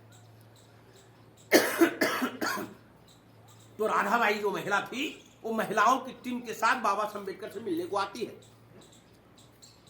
जब मिलने को आती है तो बाबा साहब अम्बेडकर कमरे में बैठे थोड़ा उदास थे। तो महिला कहती, बाबा साहब आप इतने उदास क्यों हैं? तो बाबा साहब कहते हैं, हमने जेल भरो आंदोलन की तारीख तो घोषित कर दी, मगर हमारा समाज जेल जाएगा, बड़ा हमको कंफ्यूजन लग रहा है। लोग जेल जाएंगे नहीं जाएंगे, सफल होगा कि नहीं होगा, इसलिए मुझे चिंता सता रही है। तो महिला क्या बोलती है, बाबा साहब आप चिंता मत करो, कोई जेल जाए या ना जाए मैं जेल अवश्य जाऊंगी। 13 लोगों का मेरा परिवार है, 13 लोगों के साथ जेल अवश्य जाऊंगी। जेल गई और 24 घंटे के अंदर उसको मजिस्ट्रेट के सामने पेश किया गया। तो मजिस्ट्रेट उसको कहता है कि तुम अपनी गुनाह कबूल कर लो, हम तुझे बाइज्जत बरी कर देंगे। वो महिला जवाब देती है, जज साहब आपका काम न्याय देना है, आपका काम सलाह देना नहीं है। अगर मैं गुनाहगार हूं सजा दो, सलाह काहे को दे रहे हो, न्याय करो हमारे साथ। जज को गुस्सा आया कि ऐसा जवाब मिला। उसने कहा इसको बंद करो, ले जाओ। उसको ले जाने लगे। पत्रकार ने पूछा रास्ते में, तुम जेल में क्यों रहना चाहती हो? तो कहा बाबा साहब अम्बेडकर का आदेश है इसलिए जेल में रहना चाहती हूँ। अच्छा, इससे तुमको क्या मिलेगा? तो कहा मुझे कुछ ना मिले कोई बात नहीं, मेरे आने वाली पीढ़ियों को जरूर मिलना चाहिए। मिला तब भी चमकते दमकते चेहरे दिखाई दे रहे। ऐसे चेहरे तो उसमें हमारे लोगों थे का? हाँ, तो चेहरे गोट डाय पैट हर जो दिखाई दे रहा है। रामविलास पासवान जी एक बार कहे थे अपने भाषण में, हमारे लोग जाड़ों से नहीं मरते, हमारे लोग जाड़ों से नहीं मरते, हमारे लोग अभाव से मरते। सही बात भाई, अभाव है। अगर जो जाड़े से मरने वाले लोग हैं उसको अगर मान लिया बढ़िया खाना मिला होगा, बढ़िया सब कुछ पहनने ओढ़ने का सब होगा, काय मरेगा जाड़े से? जाड़े से क्यों मरेंगे? आदमी बीमारी से मर सकता है। जाड़ा कोई बीमारी तो है नहीं, जाड़े का बचाव किया जा सकता है। गर्मी है तो गर्मी का बचाव किया जा सकता है, मरेगा क्यों? तो अभावग्रस्त लोग हैं वही मरते हैं। तो उस समय जो चमकते दमकते चेहरे जैसा हम लोग देख रहे हैं, हम लोग जैसे हैं ऐसे तो थे नहीं। आप देखिए उस समय का एपिसोड, बाबा साहब अम्बेडकर के साथ लोग कैसे लोग हैं, बूढ़े बुजुर्ग जैसे तैसे आंदोलन में सब लोग शामिल है। यह मानव कांशीराम साहब जब रैली पर धरना कर, गांव गांव से लोग पैदल पैदल साइकिल चलाते चलाते कैसे लोग आते थे, नंग धड़ंग सब आते थे। तो क्या आज समाज वैसा है? तो जो पुरखों ने आंदोलन चलाया हमको मिला, और आज हम लोग जो कर रहे हैं और उसका सोचते हम ही को मिले, इसका मतलब समर्पण, इस समर्पण की भावना का विकास करना होगा। दूसरा साथियों, योग्यता का विकास करना होगा। योग्यता, अब योग्यता विकसित कैसे होगा? वो लगातार काम करने से होगा, लगातार काम करने से होगा। अगर हम आप लगातार समाज में काम करते हैं तो जब लगातार काम करेंगे तो इससे क्या होगा? सबसे पहला आपके अंदर जानकारी आएगी। जानकारी जब आएगी तो फिर क्या आएगा? ज्ञान आएगा। जानकारी आएगी फिर ज्ञान आएगा, ज्ञान आने के बाद फिर अनुभव आएगा, और अनुभव आने के बाद पूर्वानुमान करने की क्षमता आपके अंदर विकास होगी। पहले जानकारी आएगी। जब आप समाज में काम करेंगे, जब समाज में काम करेंगे तो होगा क्या? समाज में काम करने से ऐसा होता है, जैसे मान लिया हम आपके पास आए, हमने आपको अपनी बातें को समझाई, आंदोलन मिशन की बात। जब हमने आपको समझाया तो आप भी चुप थोड़े बैठेंगे, आप भी थोड़ा सुनाएंगे हमको। जब आप भी सुनाएंगे तो आप जब सुनाएंगे तो बहुत कुछ जानकारी आपसे भी हमको अंदर मिल जाएगी। तो क्या हुआ? जितनी जानकारी हमारे पास थी आपने सुनाया, थोड़ी बढ़ोतरी हो गई, तो जानकारी तो बढ़ गई ना।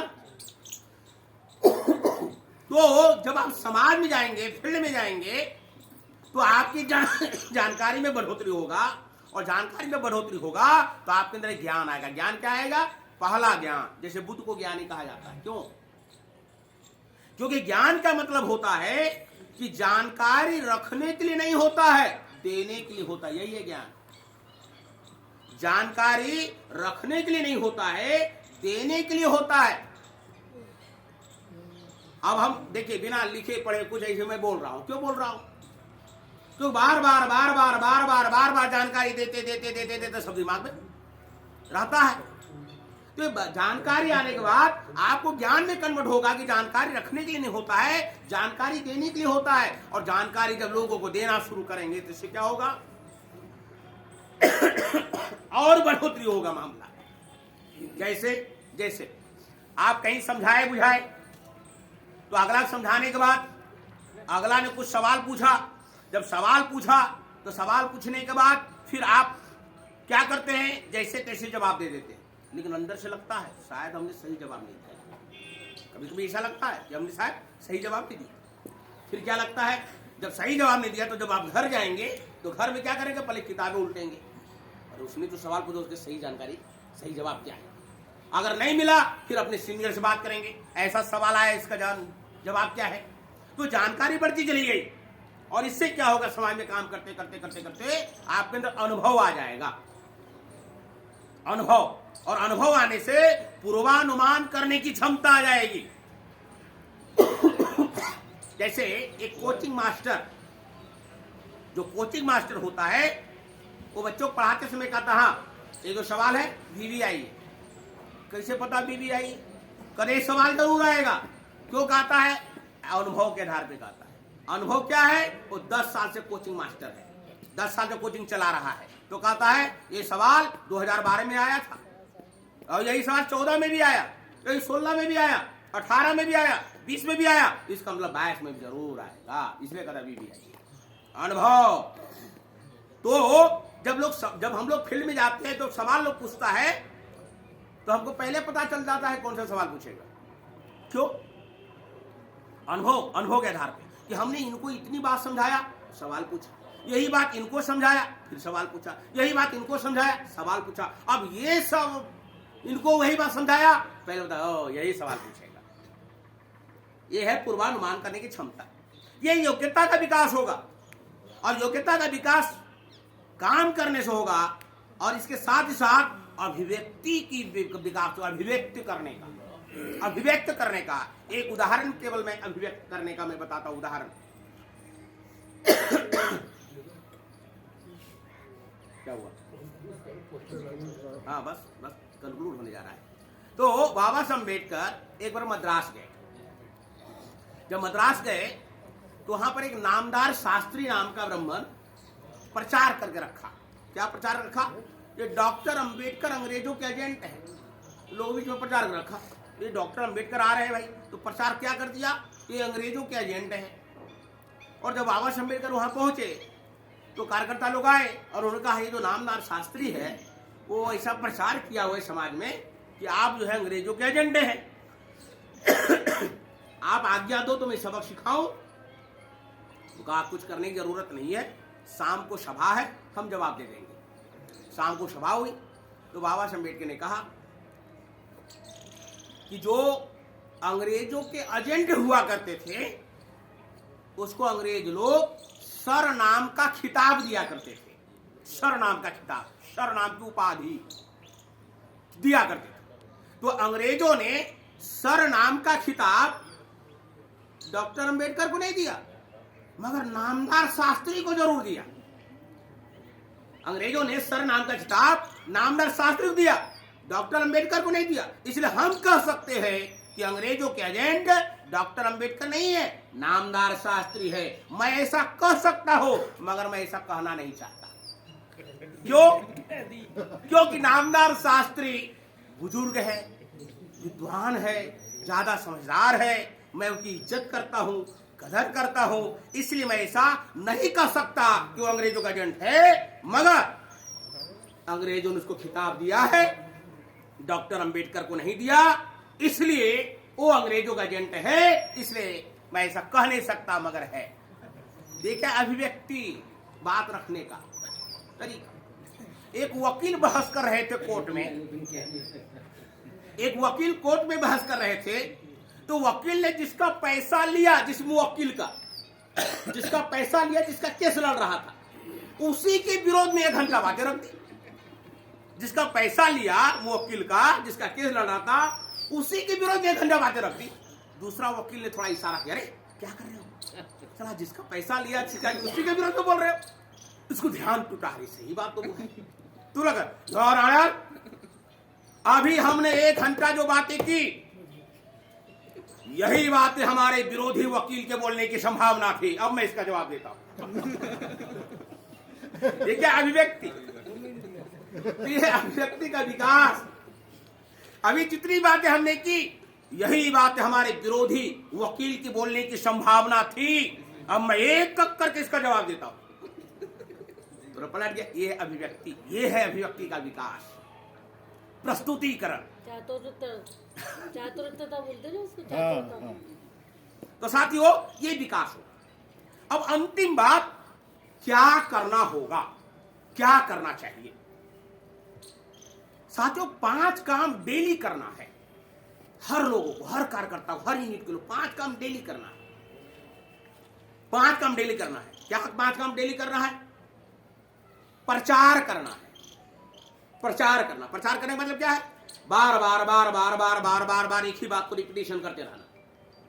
हिम्मत हारने की जरूरत नहीं है। समाज में निराशा भी मिलेगा, गाली भी खाने को मिलेगा। अगर आपने हिम्मत हार गया, चींटी देखते दीवार पे चढ़ती है गिरती है, चढ़ती है गिरती है, चढ़ती है गिरती है, चढ़ती है गिरती है, फिर भी हिम्मत नहीं हारती। हम लोग एक व्यक्ति को समझाते हैं, नहीं मानता, दूसरा बार समझाते नहीं आता मीटिंग में, तीसरा समझा नहीं आता, चौथा सोच अरे आने वाला नहीं, छोड़ो। हम हिम्मत हार जाते बार बार बार बार बार बार। आप टेलीविजन देखते हैं, धारावाहिक, रिनॉल्ड्स का पेन आता है, एक बार आता है प्रचार के लिए, एक बार आता है, कोई खरीदने वाला नहीं है। जब तक धारावाहिक खत्म नहीं होता तब तो बार बार बार बार बार बार। निरमा पाउडर बार बार बार बार बार क्यों आता है? ये बार बार बार बार जब आता है तो देखने वाला लगता है अरे चलो एक आप पैकेट खरीद लेना चाहिए, लगता बड़ा बढ़िया। अरे एक बार आ जाए कोई खरीदने वाला नहीं है, इसलिए बार बार बार बार बार बार। अब हमारे लोग जब दूसरे को बता दे रहे हमसे तो मीटिंग है, एक बार बताया नहीं आया, दोबारा बताया नहीं आया, 3 बार नहीं आया, फिर कभी बताया, बार बार बार बार पीछे पड़े रहेंगे तो कहेगा अच्छा चलो आज छुट्टी है, संडे आज चलते हैं। ऐसे में भी कोई नया आदमी आया होगा, चलो आज चलते हैं। और जब दिन भर वहां से मीटिंग में बैठ लेता है तो सोचता है जब 1 साल पहले ही हमारे पीछे लगे हुए थे और 1 साल बाद में आया, शायद कहीं उस समय आ गया होता, आज कितना सीखने को मिल गया होता है। 1 साल उसे पश्चाताप करता है, 1 साल से मेरे पीछे पड़े हुए, कोई कहता है 2 साल से मेरे पीछे पड़े हुए, आज मुझे मौका मिला इनकी मीटिंग में आने का। और वामसे पट्टी का जब एक बार लग जाता है फिर जिंदगी भर मिटता नहीं है। ये है बार बार बार बार बार बार ये प्रचार करना, ये प्रचार करना होगा। दूसरा क्या है? प्रसार करना होगा, फैलाना होगा। कहां फैलाना होगा? आप जिस मोहल्ले में रहते हैं फैलाइए, जिस डिपार्टमेंट में ड्यूटी कर रहे हैं उस डिपार्टमेंट में जो अपने SC ST ऑफिस में सब जगह विचारधारा फैलाइए। आप जिले का जिम्मेवारी है तो पूरा जिला फैलाइए, तहसील की जिम्मेवारी पूरे तहसील में फैलाइए, ब्लॉक की जिम्मेवारी पूरे ब्लॉक में फैलाइए। फैलाना, प्रसार करना होगा। तीसरा काम है ह्यूमन रिसोर्स डेवलप करना होगा। ह्यूमन रिसोर्स, ह्यूमन रिसोर्स का मतलब होता है मानवीय संसाधन।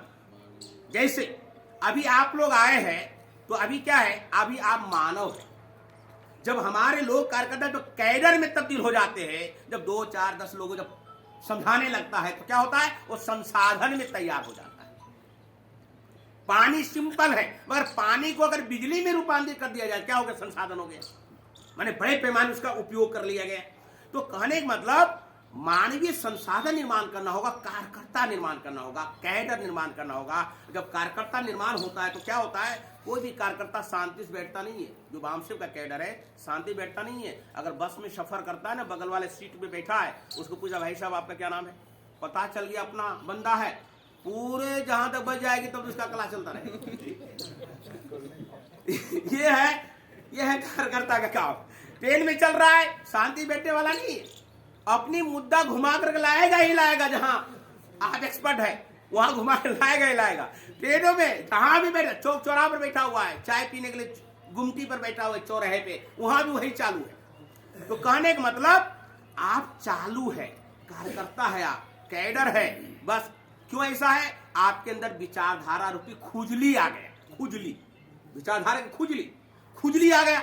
अब जिसको खुजली होता है तो चैन से होता है, खुजलाते रहता है। तो ये जो विचारधारा भी, जो पुरखों की विचारधारा भी खुजली है, तो आदमी खुजलाता रहता है, इसलिए चैन से बैठता नहीं है। इसलिए बस करना क्या है? अपनी खुजली दूसरों को ट्रांसफर करना। अगला भी खुजला है, अगर अपनी खुजली दूसरों का अगर आपने ट्रांसफर कर दिया, तो जैसे आप कर रहे थे वो अगला भी करना शुरू कर दिया। और अगर ऐसे बहुत सारे लोग तैयार कर दिया, इसको बोलते हैं ह्यूमन रिसोर्स तैयार करें। अगर आपने अपने गांव में, अपने घर में शुरू कर दिया, तो जानते हैं आप मोहल्ले वाले, घर वाले कहेंगे पगला गया है, ये कहेगा पागल हो गया है। अगर जब कहा ये पागल हो गया है, तो समझ जाइए आप असली कार्यकर्ता हो गए। अगर समाज ने, आपके गांव में, आपके घर वाले ने अगर आपको पागल कहना शुरू कर दिया, इसका मतलब यह है कि आप असली कार्यकर्ता हो गए। उसको मैं मानता हूं वामसिक का कार्यकर्ता, जिसको पागल का उपाधि मिल गया। क्योंकि पागल का मतलब क्या होता है? पागल, पाने के लिए, पाने के लिए, गतिशील, लक्ष्य, जो लक्ष्य को पाने के लिए गतिशील है, वही पागल है। और दुनिया पागलों ने बदला है, सब लोगों ने नहीं बदला, दुनिया पागलों ने बदला है। अब पागल कैसे बदला है? न्यूटन एक बगीचे में बैठा हुआ था, अब ये सेव ऊपर से टपका, कह रहे नीचे क्यों टपका, ऊपर क्यों नहीं गया? आज कोई बोले ये नीचे क्यों आया, ऊपर क्यों नहीं गया, कहे पगला गया। तो न्यूटन को भी लोग पागल बोलते थे कि ये नीचे नहीं जाएगा तो कहां जाएगा। तो उसने क्या किया? खोज कर ली। धरती के अंदर गुरुत्वाकर्षण की पावर है, खोज कर ली। तो पागल ने चेंज किया ना। आइंस्टीन इतना बड़ा पागल, वो कमरे में बैठा रिसर्च करता रहता था। उसकी बीवी खाना लेकर रख देती थी, डिस्टर्ब नहीं करता था। रात का खाना लेकर रखी, दूसरा दिन को आई, खाना वैसे पड़ा हुआ है, ये रिसर्च में ही पड़ा हुआ है। वो रात का खाना हटा दी, दिन का खाना रख दी, और ये अपना रिसर्च में मशगूल है। फिर रात को आई, देखा दिन का खाना इसी पड़ा हुआ है। ऐसे पागल लोगों ने दुनिया बदली। मतलब जो सोचते रहते तो सोचते रह गए। तो ये पागल होने की जरूरत है, ये है ह्यूमन रिसोर्स। चौथा है साथियों, फाइनेंस रिसोर्स, आर्थिक संसाधन। साथी लड़ाई है, और ये लड़ाई जिस सिस्टम के खिलाफ हम लोग लड़ रहे हैं, उस सिस्टम वाले को हमारे लोग क्या कर रहे हैं? मंदिर और मठों के द्वारा खूब दान दे रहे हैं, और हमारे ही पैसों से वो हमें गुलाम बनाने का काम कर रहे हैं। तो उसके पास पैसे की कमी नहीं है, अरबों खरबों करोड़ों रुपया व्हाइट मनी के साथ ब्लैक मनी भी पड़ा हुआ है, और ऐसे सिस्टम के साथ हम लोग लड़ाई लड़ रहे हैं। ये जो तैयारी हम लोग कर रहे हैं, लड़ाई लड़ रहे हैं, तो बिना साधन का ये आंदोलन सफल होने वाला नहीं है, बिना पैसे सफल होने वाला नहीं है। तो जितना हो सकता है, जितना महापुरुषों ने हमसे उम्मीद किया है, समाज के लोगों उम्मीद किया है, जितना उम्मीद किया, कितना उम्मीद किए थे? कम से कम अपनी कमाई का 5% समाज के लिए खर्चा करना चाहिए। 100 रुपया कमा रहे हैं, 95 अपने घर परिवार चलाइए, 5 रुपया समाज के लिए खर्चा कीजिए। 5 रुपया 5% की उम्मीद समाज, हमारे पुरखों ने आपसे किया है, तो कम से कम इस ईमानदारी पर तो हम खरे उतरे, ये हम दे और समाज के अंदर देने के लिए तैयार भी करें। ये फाइनेंस रिसोर्स। 5वां काम क्या करना होगा? समाज से बुद्धि, समय, श्रम, पैसा, हुनर, 5 चीज देने के लिए तैयार करना होगा। बुद्धि, समय, श्रम, पैसा, हुनर, 5 चीज। जैसे थोड़ा देर के लिए मैं क्या दे रहा हूं, उदाहरण के लिए